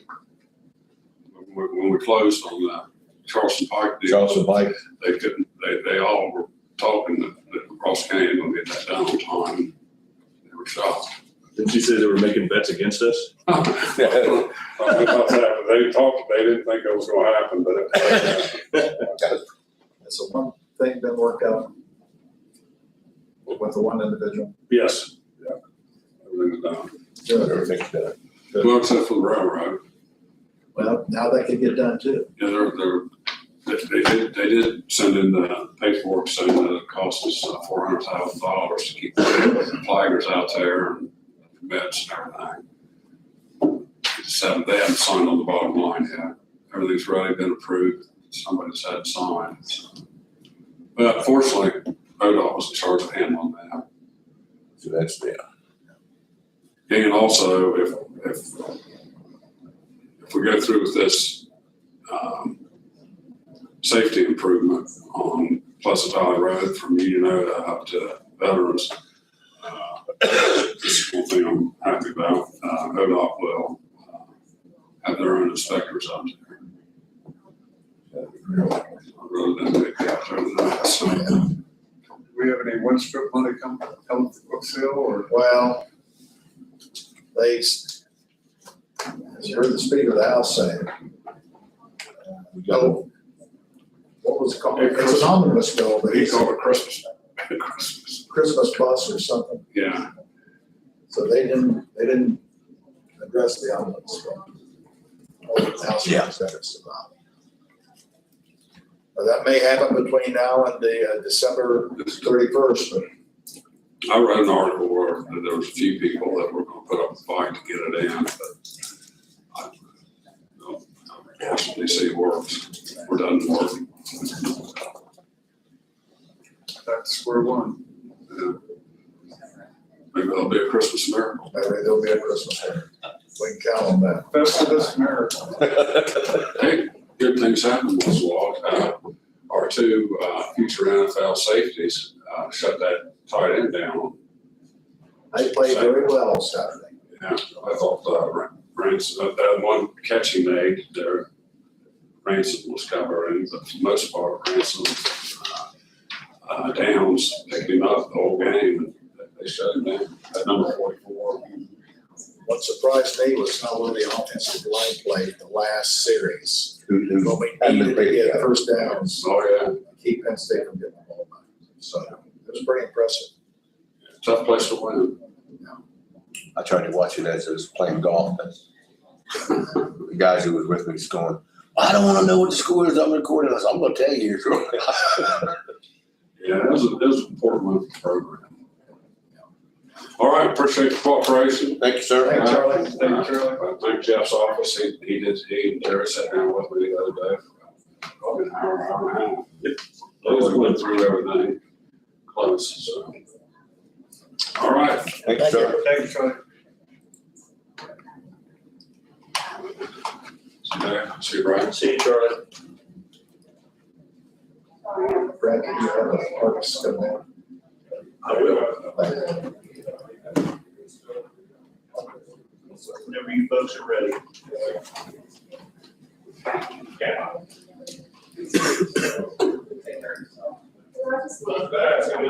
Yes.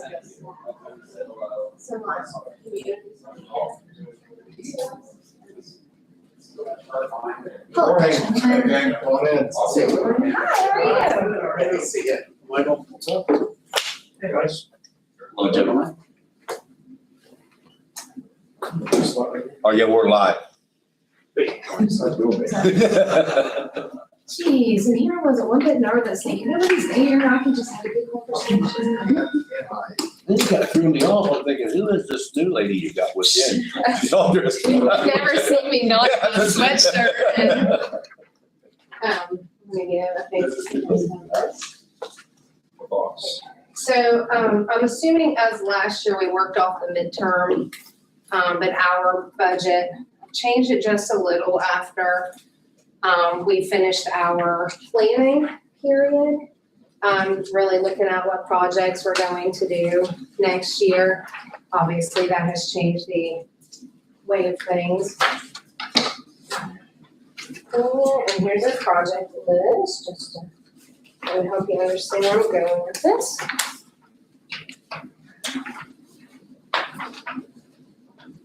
Jeff, do you need a copy of this?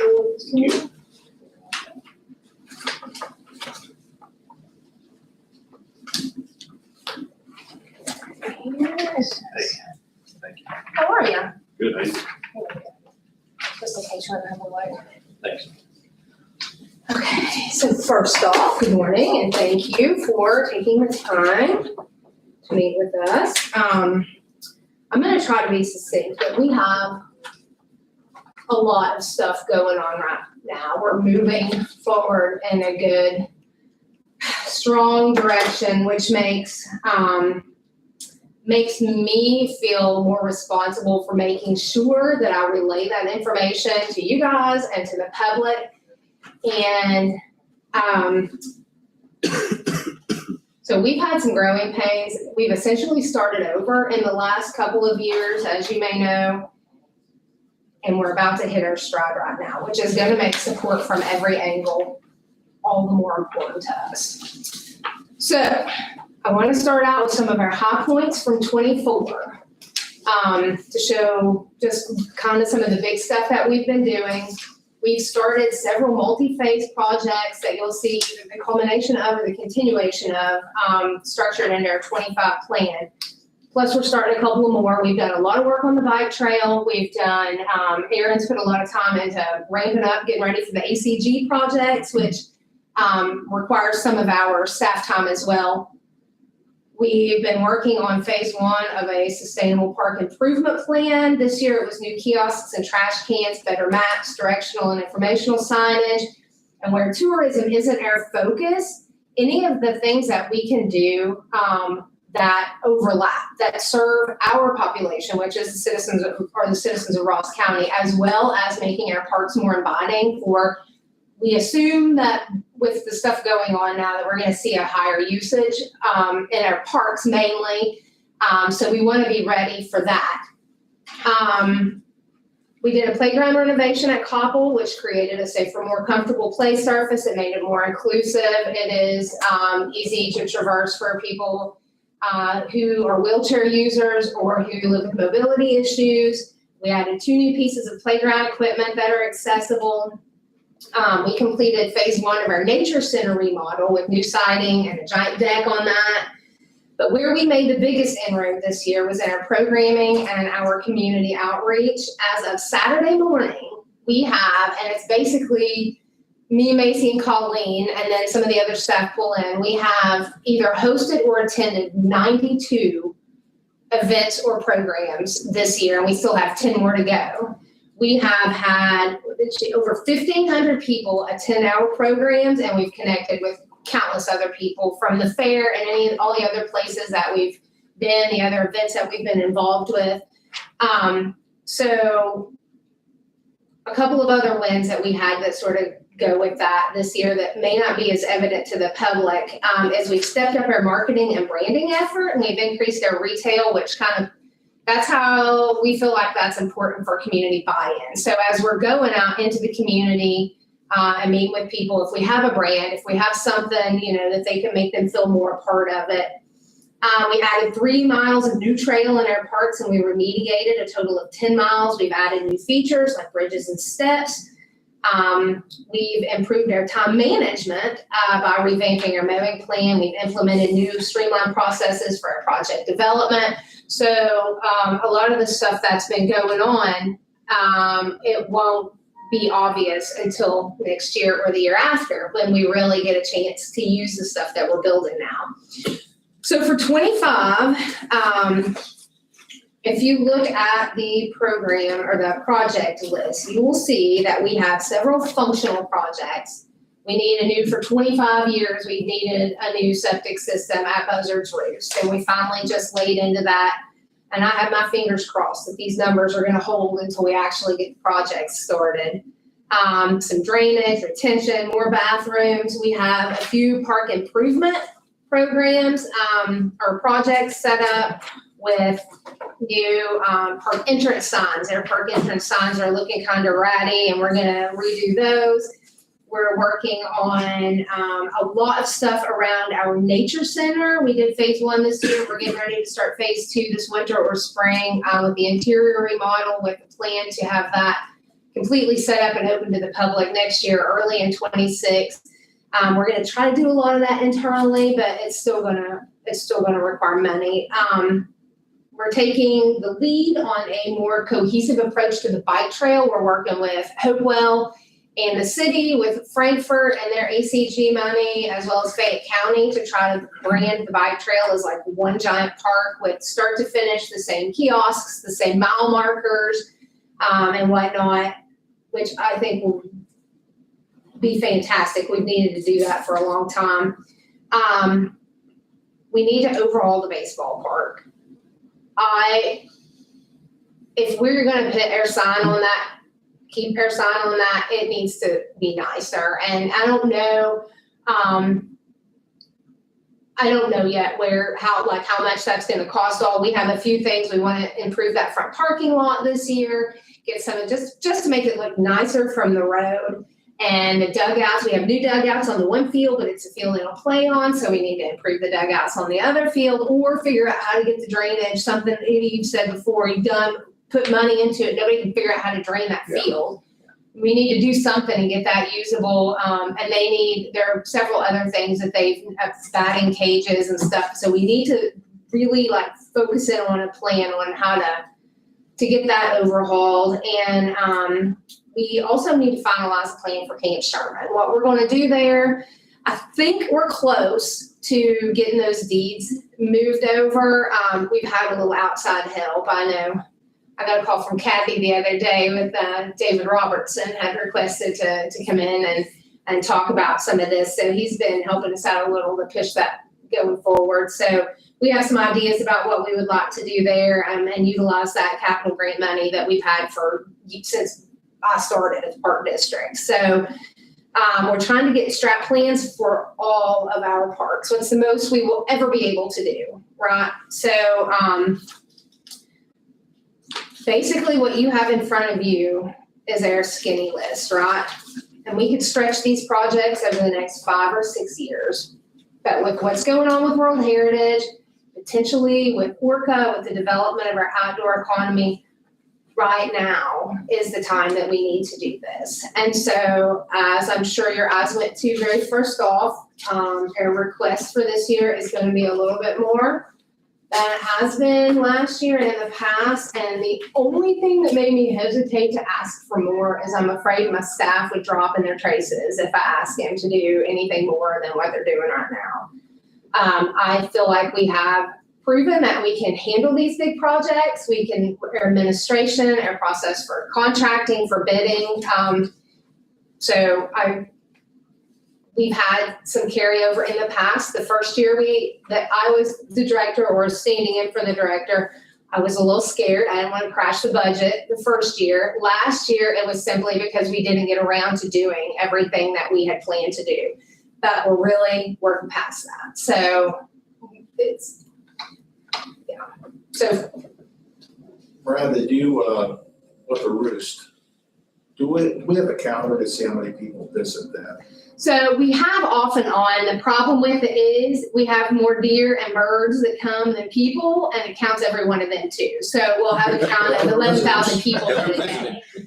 We have a car counter that Ted's working on to see how many cars come in and out of there a day. And then there's a formula that you use to calibrate for workers and whatnot. So there have been days that there was no place to park there, which is an issue more for Redbird Lane than it is for the park. And we have ample parking for a lot of people, but that road, and we have looked at every possible means of a new entrance into that park, and it's not gonna happen this way if it comes across Summer Hill, and none of us gonna have enough money to pay for that. So it's, Well, I know, I lived here for 72 years, and probably 8 years ago, it's the first time I've ever gone up to the Roost. really, And loved it. do you go regularly now? I didn't love getting there, but I loved it once I got there. Because if you're coming up the hill, you gotta make that right-hand turn. That's why you come in from the other way. You go Clyde's Lane and you go.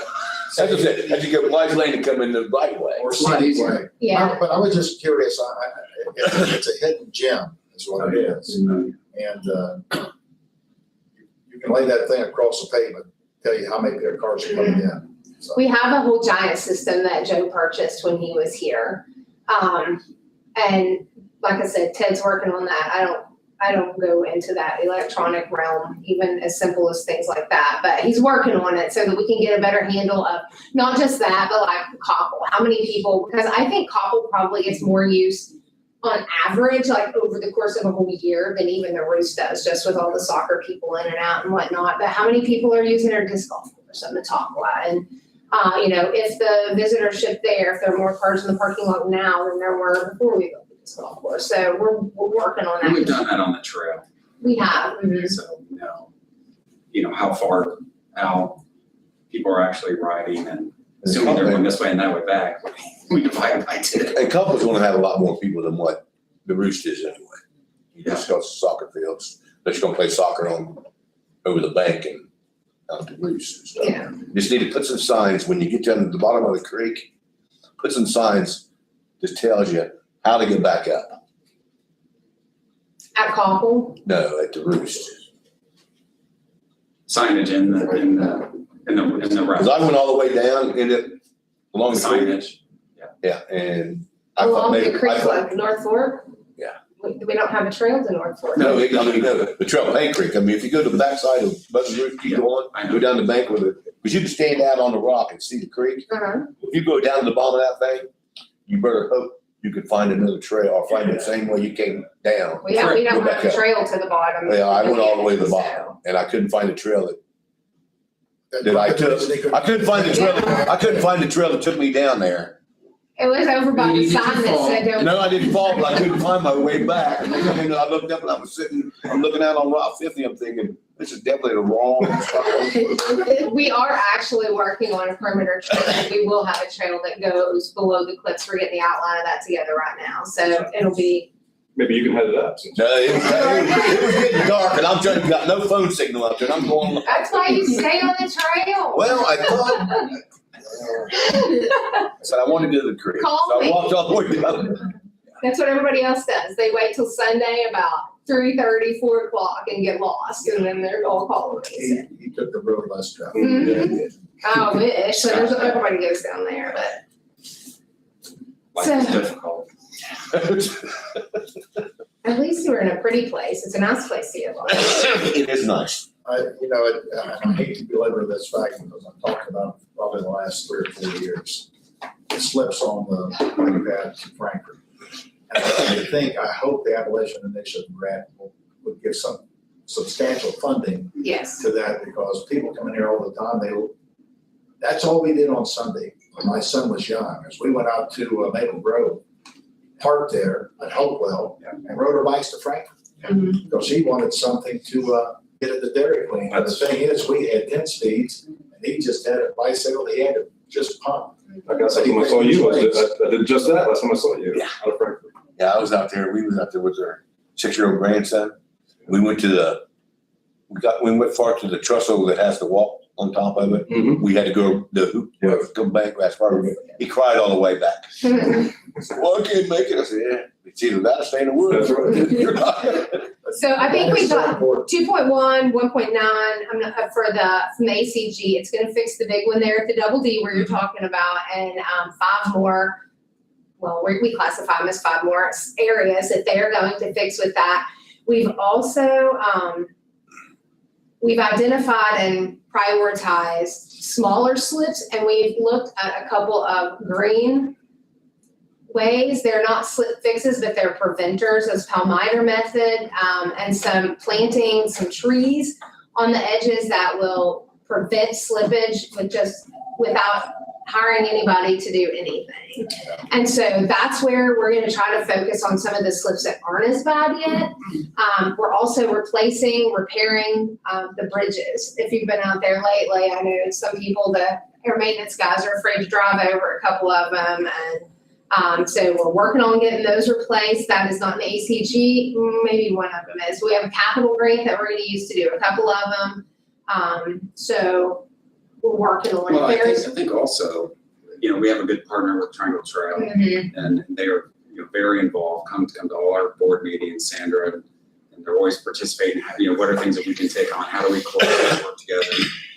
So they've been, looking at Lowe's to donate money to help, they've been a great partner. I think as a park district, it's essential for us to have those kind of local partners that have a voice. And we've moved leaps and bounds forward on it in the last couple of years, just having Ted having someone focused on that, watching that area, seeing where things are moving or changing or where potential problems could come up and getting ahead of them instead of waiting until it falls into the creek to take care of it. Not now, maybe not in 10 years, but 20 years, it's definitely setting future up better. When the railroad came up to there, if they had a slip, they had a trail that could dump riprap to stop that from happening.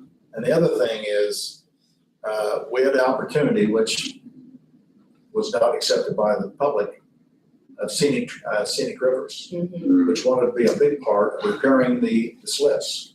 I think they're gonna make another push to come back on that again here, and they'll probably, I'm not sure if Mary Mertz will be involved in this one, or if it'll be a little later, but probably here in the next couple of weeks, they're gonna start talking about that again, and, I thought maybe after- approach it I thought after the differently. last election, when the governor was reelected, that it would start right then.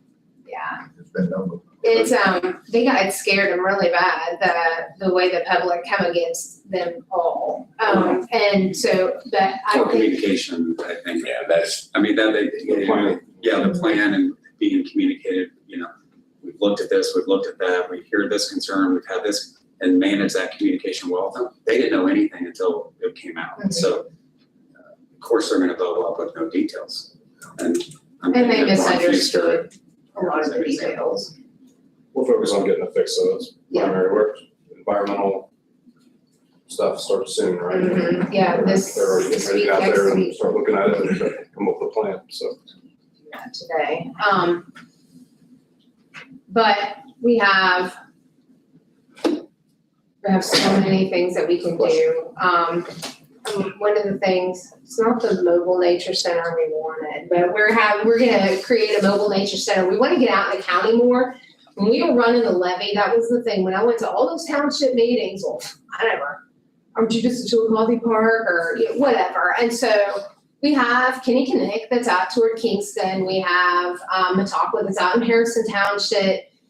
We support the parks in Bainbridge and Adelphi with their community grants, but there's places like Huntington Township I have on here. They don't have a green space at all that's not connected to their school. So I've met with them a couple of times to look about establishing a park there. Yeah, 'cause Pete called me. Recently. Yeah. Now I'm directing to you. Yeah, okay. You need to get hold of it, because they got land out there they wanna. Mhm. Yeah. And it's a perfect little place for a park. It's right there central. And so maybe doing that. We've talked about the possibility of more of a village park in Harrison Township on the backside of Mataqua on some land that a neighbor donated.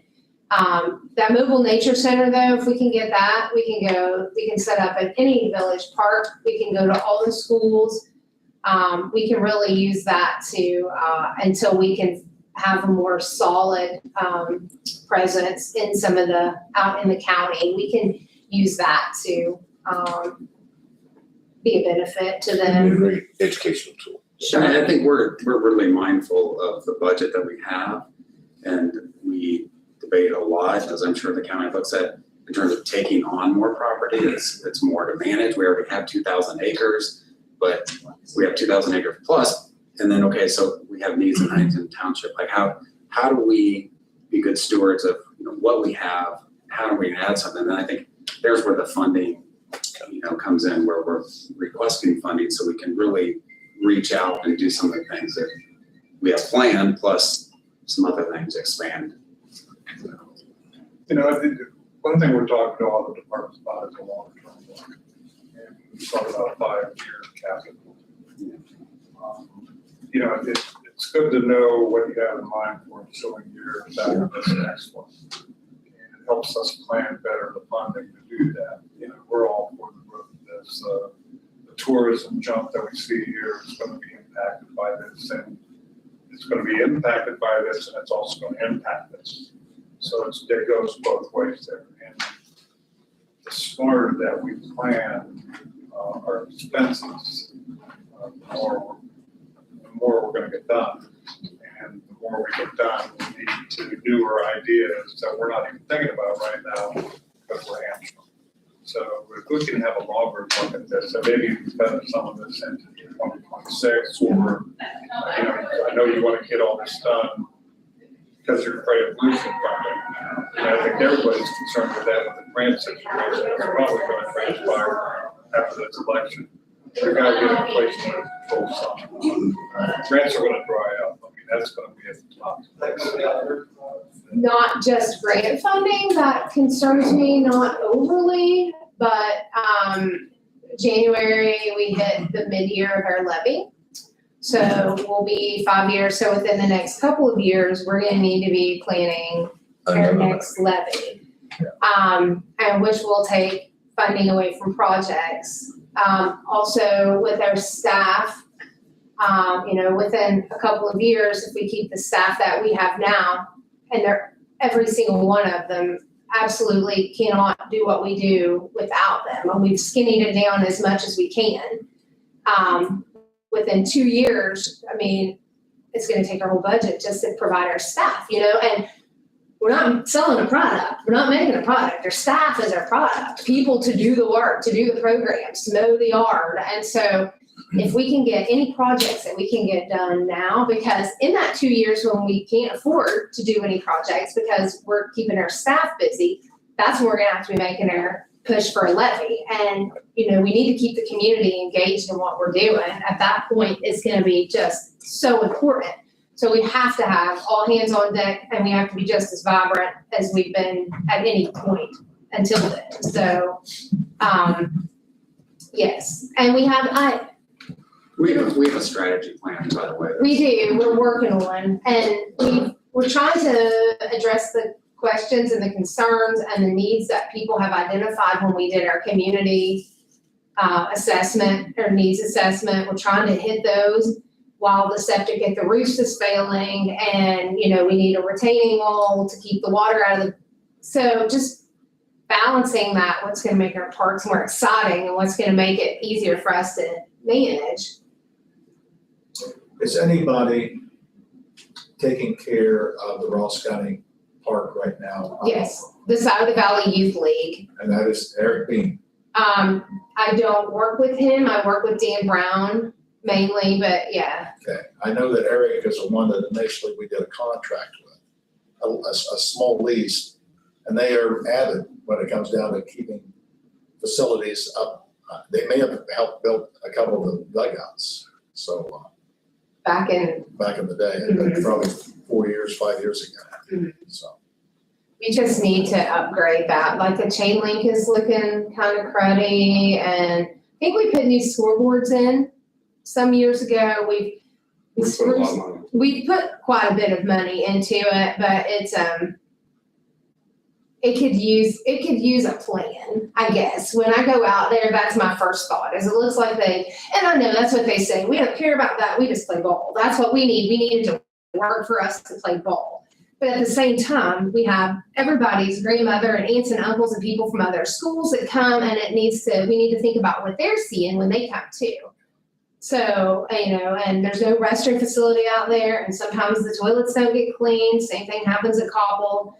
Having a restroom facility out there that we would be in charge of cleaning would be, you know, that, having some water fountain. We're gonna try to get water stations at all the parks next year, which is not cheap, not even inexpensive.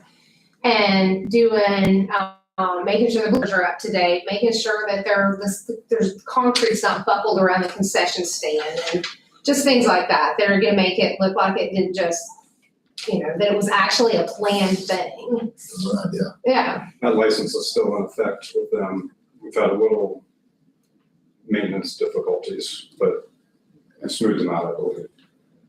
I think what happens is they graduate from down there and they come out to there to play their ball. Yeah, and that down there is immaculate, Yeah, but we've had a tough time keeping the baseball park the same way. They've been mowing, they've taken care of all Joe got tired of messing with them on the mowing part of it and said, fine, we'll take care of it.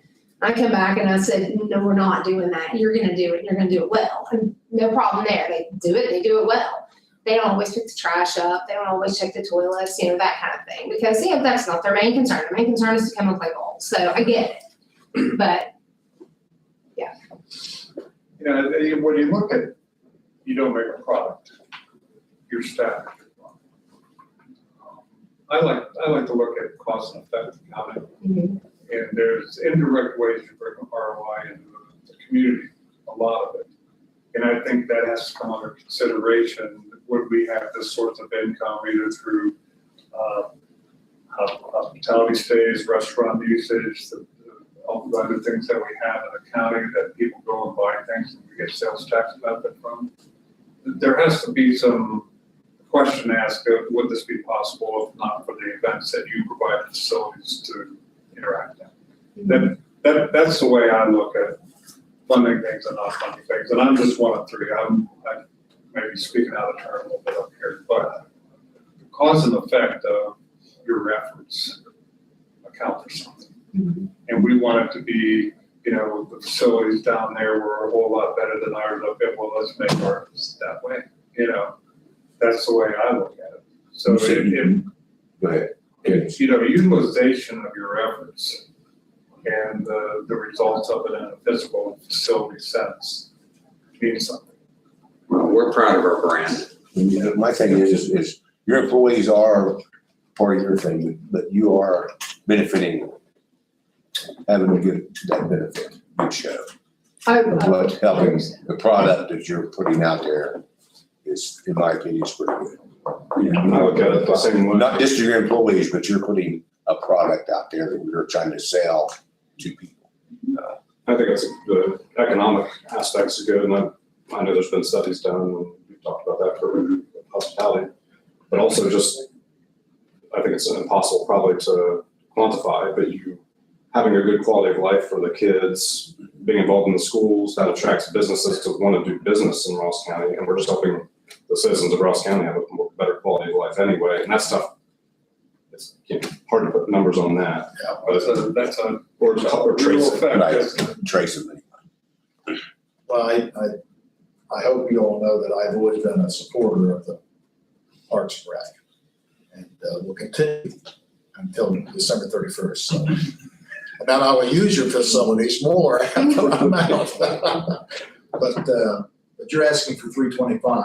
What did we give you last year? 285. And it's literally, Yeah, your ask was for 300,000. I said your or asked. Yeah, it was 300. last year you asked for 300. She wanted to ask for 350 and I I said. wanted to ask for 4, but. The costs. Hey, you think big and then you go. I have no other questions. Yeah, I just think if we can have a 5-year look at capital projects, that would be, So that would help us absolutely, tremendously. we have that and we've been working on it. We've actually took a giant, like a bigger focus. What is the most we will ever do at any given park? Like what is the most buildings we can put on it? What are the most hiking trails we can put on it? So that's what we're gonna look at. And then breaking it down into years is hard for me because I can't even keep a quote that I get in January that's good in June. So I have no idea what it's gonna cost next year And to we do it. understand that. But so being able to have that just, and a lot of the things we do, we have such an amazing staff. We can do it internally, so it doesn't really take, we're not gonna have to contract it out or whatever. And so we're trying to divide those things away from the bigger things that will take engineering and design and that kind of thing. And sometimes those grassroots, more organic things are more appealing to the public anyway. So it's sustained us for years, I guess, but. Well, if we know the what, we'll figure out the how. Here we go. Plan. Yeah. Well, we appreciate you Thank coming. you very much. I appreciate You your guys time. always do a great job.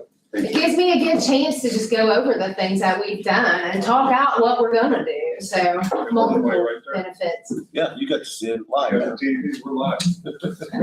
All that new trail, the low ground or the low, Yeah. Low ground, oh, that's good. Aaron, thank you. Thank you very much. So much, appreciate your work. She snuck in here. Oh, hey. Jeff wanted to know if you guys have a minute for him before the next. Yeah. See you, Aaron. Well, you can leave that open. Can you throw, Ready? Yeah. For OSU. see if Yeah. Jeff is, Jeff had a court oh, do you leave? meeting at 11. He'll be back.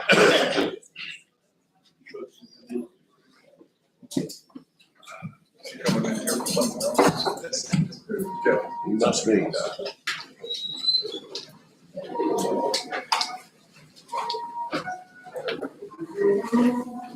There you go.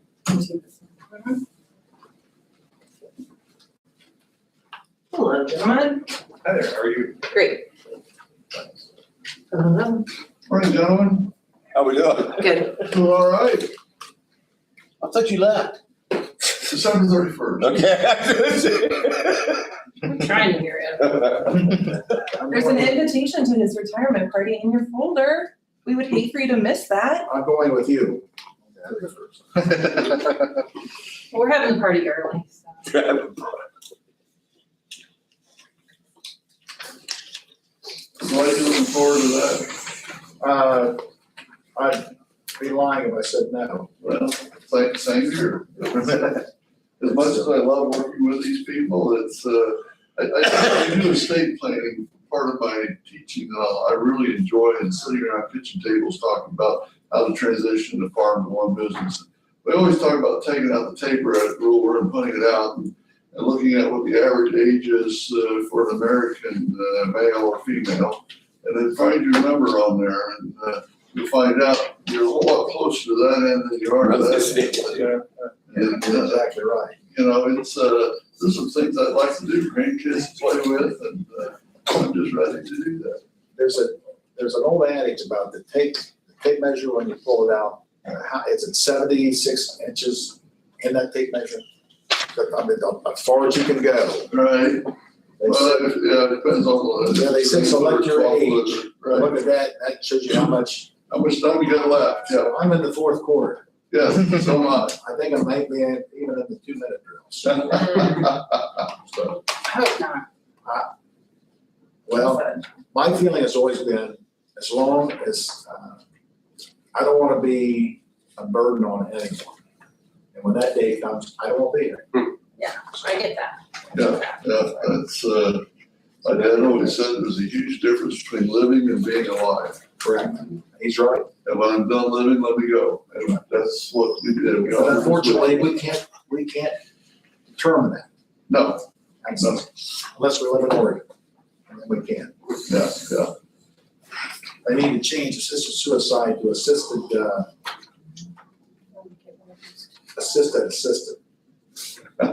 So, well, let's go over your budget. Good way to start. Here's one of these for Brad. So it's slightly adjusted from what was turned in over the summer. The main things, we had already put in that, Chris is retiring, but OSU Extension did add $5,000 onto the cost of the first educator. And so, we have to show that. So that added $5,000 there. Everyone that works for Extension got an equity adjustment. Chris can probably tell us more about that, but over the summer, the university's been going through the whole university, trying to raise people because we had years where we had no raise or. The Last time they had done an equity adjustment was 2014. At the end of 2023, we adjusted our hourly people. We know what COVID did, and I mean, people were walking out the door if we didn't do something. And so we've adjusted our hourly people. And then this summer, or actually this fall, we were able to then adjust the pay range of all of our salaried people. And so, not that that's, that adjustment doesn't affect the county nearly as much because of the state and federal match, our salary and benefits. What comes to the county is just a flat cost share regardless of how much we earn. But don't think that passing on that $5,000 for that first educator cost share isn't a recoupment of some of that. And they intend to do it again next year. We already know that they want to make all educator costs the same, whether it was the first one or the 50th one. And so that will go up $5,000 again next year. But they say that the second, third, fourth is going to stay the same. So that's the only adjustment that we know will be coming in 2026. So we had those adjustments show up in here. And then we have a brand new copy machine. So you see that copier went up, that we were on a contract that was I think a 6-year contract. And so we've got a new copier, and unfortunately they give us less copies. You guys probably have the same problem. Less for more money. It's Ohio State. We don't have a choice. They choose, and even what we can pick from is less than what we had for more money. So, it's not a choice. Because used to be we could That bring made in. a lot of sense. Yeah, it used to be we could bring in local vendors, they could bring us a machine, we could try it out. You could be like, oh, I like this feature, or don't give me that, I don't wanna pay for that. We've taken off a lot of the things that we used to have, like additional add-ons. And it's still more money, I so would think for what they charge you to set up in a stadium to watch a football game. different budget, I guess, different budget. Different budget, but Lisa is right, that a lot of the choice that we used to have at the county level, No longer there. is no longer there. We're now part of the university, and as the university says. And so it's unfortunate, we believe, because we would much rather take our dollars and buy local, or whatever, copy or paper, I don't care what it is, but we're no longer given those freedoms. And then a couple of years ago, I think we told you guys that they did the same thing with IT, with technology. So where it used to be, we'd replace our computers about every 3 to 3.5 years. And not everybody, every year, like 2 people were getting a new computer. And if somebody's went out early, we, you know, they get the next one, kind of keep to that cycle. Well, now we only get a new computer every 4 years and for more money. And they're in control of what we can get. We really don't have a lot of choice. That's unfortunately how it is. So the only savings there is that we won't have Carissa's computer, so we'll have, you know, one less computer we're paying for. So that's where that went down. We've been buying some Forever stamps with some grant money, so we've got a little stack pile of Forever stamps, so that's why we took that down on the. I looked at that and I said, how'd you do that? Yeah, But you know, I did the same thing. When I did the rates were going, I went up about 2 Yeah. rolls. yeah. Every time every summer when it's going up, it's like, we have a little money left in something, we go, you know, let's go buy 100 rolls of stamps. So we've got a little stockpile that we can use, but otherwise, that's everything. Dwight would probably remember, I'm not sure that Jim was here when we brought Ryan on, and so we're supposed to be taking down our carryover. When the year started, we had 354,000. So we're down to 277 because that was kind of what we were supposed to be doing, was taking that spend down. And then we had Chris. Originally, we thought Chris was leaving possibly to take another job at the end of last year. That didn't happen, so. So that's where we're asking for a little bit of an increase, because we were supposed to be spending down, we are doing that. And so, we're at. Yeah, that was, if you remember, was a 3-year commitment that we said, let's put Ryan in place. And in 3 years, we'll evaluate and say, is that a good investment in our community? Which we believe it is, hopefully you believe it is. Congratulations, Vic. And, you know, at some point in time, we'd have to start putting that into the budget and not come up against the wall, okay, we spent all our money, and you say, well, sorry, we're out of money too. And so it's, you know, how do you do that? I think Lisa's done a nice job saying we're still looking at spending more than we're asking for, to continue to spend that down, but at some point in time, we're gonna have to merge those together. But I don't think we're there yet, so I mean, Lisa's done a nice job in the proposal. But I just wanted to remind us that that was a 3-year commitment, and Ryan, you've been here? In January. Yeah, so it's, and so we're coming to the core of that with this budget request. And I think we still have enough previously committed funds to absorb that, but in 2026, we may need to look at that a little differently.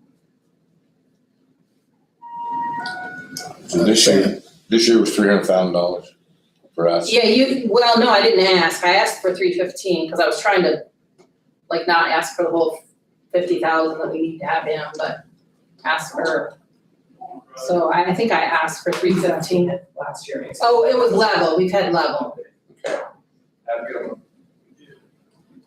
We had level.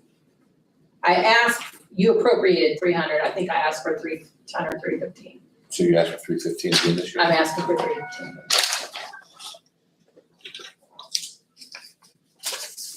In the right side of your folder, we have different flyers for programs that have happened recently and up and coming. They're organized by program area. First is 4-H, I believe FCS is next, and then our Ag and Natural Resources programming. I can share just a little bit about our recent program we did. The Fall Livestock Field Day was actually in partnership with the Highland County office. I'll talk about one piece of it specifically. We focused on beef reproduction. We had a poster up there that outlines male and female reproductive tracts for beef carcasses. We had three vets there, 2 were large animal and 1 was small. We took them over then to a table where 3 cadaver female reproductive tracts were laid out and a male. They got to examine those. It was very hands-on. They then got to go in and see pregnancy ultrasounding. They got to see embryo transfer protocols, how that works, synchronization. They came back and got to try AIing on the cadavers, and then they got to try AIing on cows. This is all teenagers and 8th graders. We took 22 kids. That is the business of extension, right? Hands-on learning at that level. So I think we're doing How really did all good of them things. do? Honestly, we don't know conception rates, right? But they did have we did post-survey analysis and they talk about, now I'm really interested in going into this field, or I knew nothing about beef cattle at this point, and now I feel like I know a lot more. Or kids will talk about a bull soundness exam that they saw in detail. If you aren't familiar. Oh, what, exam? A bull soundness exam? Yeah. Would you like me to outline that for you? You can put the pieces together. That's, I'll hold off. So, it was an incredible day. It was a day of really neat learning where veterinarians were volunteering their time to teach kids really how do these things happen instead of just, you now have a market steer and you're gonna raise it for 9 months, you're gonna feed it and you're gonna walk it, but you really don't understand all the things that are happening in the production side that a lot of kids don't have the opportunity to do because not a lot of people have family farms the way that they've always had. So it was a neat day. We had a lot of good partners. We did it with the Grimes family, Maple Crest Farms, if you're familiar with them out of Hillsborough, the Cattlemen's Association paid for lunch. It was a great day. Anybody else wanna? One of the pieces of papers in there is the Real Money Real World program. I know that I've talked about it probably briefly before and occasionally we send it in the updates. But since I've started, 350 kids in Ross County have had the opportunity to participate through this program. It is a 4, sometimes 3 part series, depending on how much time in the classroom a teacher can give me, where kids receive a job. We figure out how much they're getting out, taking in taxes. We talk about those different kind of fundamental financial literacy principles, and then they have to spend that money. So this morning, actually, I just did it with a group at Zane Trace. But in the upcoming year, I'll be adding Chillicothe, Pickaway Ross, and some of their consumer finance classes. In Chillicothe, by the end of this year, I'll have had every freshman in their personal finance class. So I'm pretty excited about that. So far, I believe I'm doing this program in 6 of the county schools, if my numbers are right. And I've done that since I was hired on. That's part of my kind of charge as I joined the team. So Ron brought up to education in 2014. They said that they had to have a children had to know our kids had to know how to manage their money. Mm-hmm. It kind of came in as a caveat or a connection to home economics. Mm-hmm. Is it still in that connection? So yes, so the mandate that the governor brought out 2 years ago, I think, pretty close to when I started, allows a couple different people to teach it. One of those are government and history teachers, which is times the economic certification you get with those credentials. Then the other part of that is with home economics. So it's split. Some of them I do it with, actually in Zane Trace I do it with a health teacher. But then at Chillicothe and Huntington, I've done it with family consumer science teachers. This year I'll be doing it in Chillicothe with it's a history teacher who mainly does the program. You probably don't have very much difficulty have these people figure out the interest rate that they have. The math is the hardest part for the most part for the program. So they do a pretty good job. I mean, once they understand kind of the impact that those different decisions have on them, I think they have a better understanding, or the surveys that we give them show that they have a little bit of better understanding of what their parents go through, so those financial decisions they have to make, but also save more money. How much kids cost is the biggest takeaway, I would say. Yeah. But the next one would be I need to save more money. I need to be more appreciative about how money gets spent for me or around me. And so there's some good outcomes from it. I really enjoy the program, and when teachers get to see it and kind of get to see it in action, it's been well received. I think it's good. One of the most amazing things I've seen is how many people do not have a savings account. Yeah. Lots of the kids don't. Lots of them, though, have some sort of account. Oh, yeah. But lots of them have some sort of account, which I've been surprised by. Yeah. It's a good class. Yeah. I enjoy it. Oh, the flyer I have in there is a series. This is Diabetes Awareness Month. And so it's a webinar series. I'll be teaching in 2 weeks, but part of a team of people that are teaching from across the state. We do have, some Ross County employees that, take part in those webinar series to help toward their wellness points. We also have some, Ryan taught actually last week, we have like our email challenge. I know you guys have signed up for that before. We have a webinar series that's going right now for that. And we've got, I would guess about 80 county employees I should have pulled that and checked, but I think it's probably about 80. And then, and a number of them are getting wellness points from those webinars. And they do come to the webinars because I was in there and mine was about local foods and like trying to eat more locally. And so I was like, give me your favorite local spot. And there were lots of Hirsch's in there. And I was like, oh, we have some Ross County people in our midst here. So it's good to see them in there as well. Yeah. Diabetes is, it's scary, and it's amazing, not amazing, if I'm not right, not the right word, but the increase in the number of people who have diabetes. Yeah, we just partnered with the hospital in August and September and did a 4-part series. The hospital paid all the expenses except for just my time. That was the only thing they didn't pay for. We had 15 people one person missed one class. And I was a little scared because we didn't charge anything. And usually if you don't charge anything, they don't always show up. But Pike County had just did the same partnership and she didn't charge. And so I felt like I can't charge if my neighbors didn't charge and one person missed one class. So they were committed. That was, Chris came one of the weeks. 20 people in that class? There was 17 signed up. I had 2 people that didn't come the very first week, so there was 15 that followed all the way through, and they were definitely interested. And I've noticed that some of them have signed up for this webinar series. And then I'll be going to the YMCA because with the Diabetes Awareness Month, it's great to hit it like a lot of places. So they've got me coming over to do like a gas lunch next week presentation. Let's say my numbers or anything like that. Yeah. Any questions? I don't have any. We appreciate you coming in. Absolutely. Thank you. Hopefully we'll see you at Chris's party. Free That snacks. invitation right behind where the budget was. There'll be food. Free snacks. Not that you wouldn't come for Chris, but there will be food. Nice to get you. Yes. Thank you.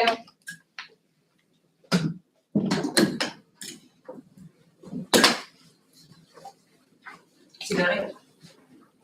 Yes. See ya. See ya. Brad, see you. Jeff. I saw him walk back that way.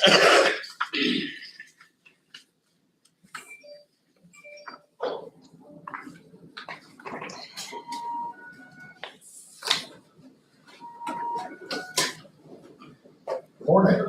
Morning. How are you? Well. Hello.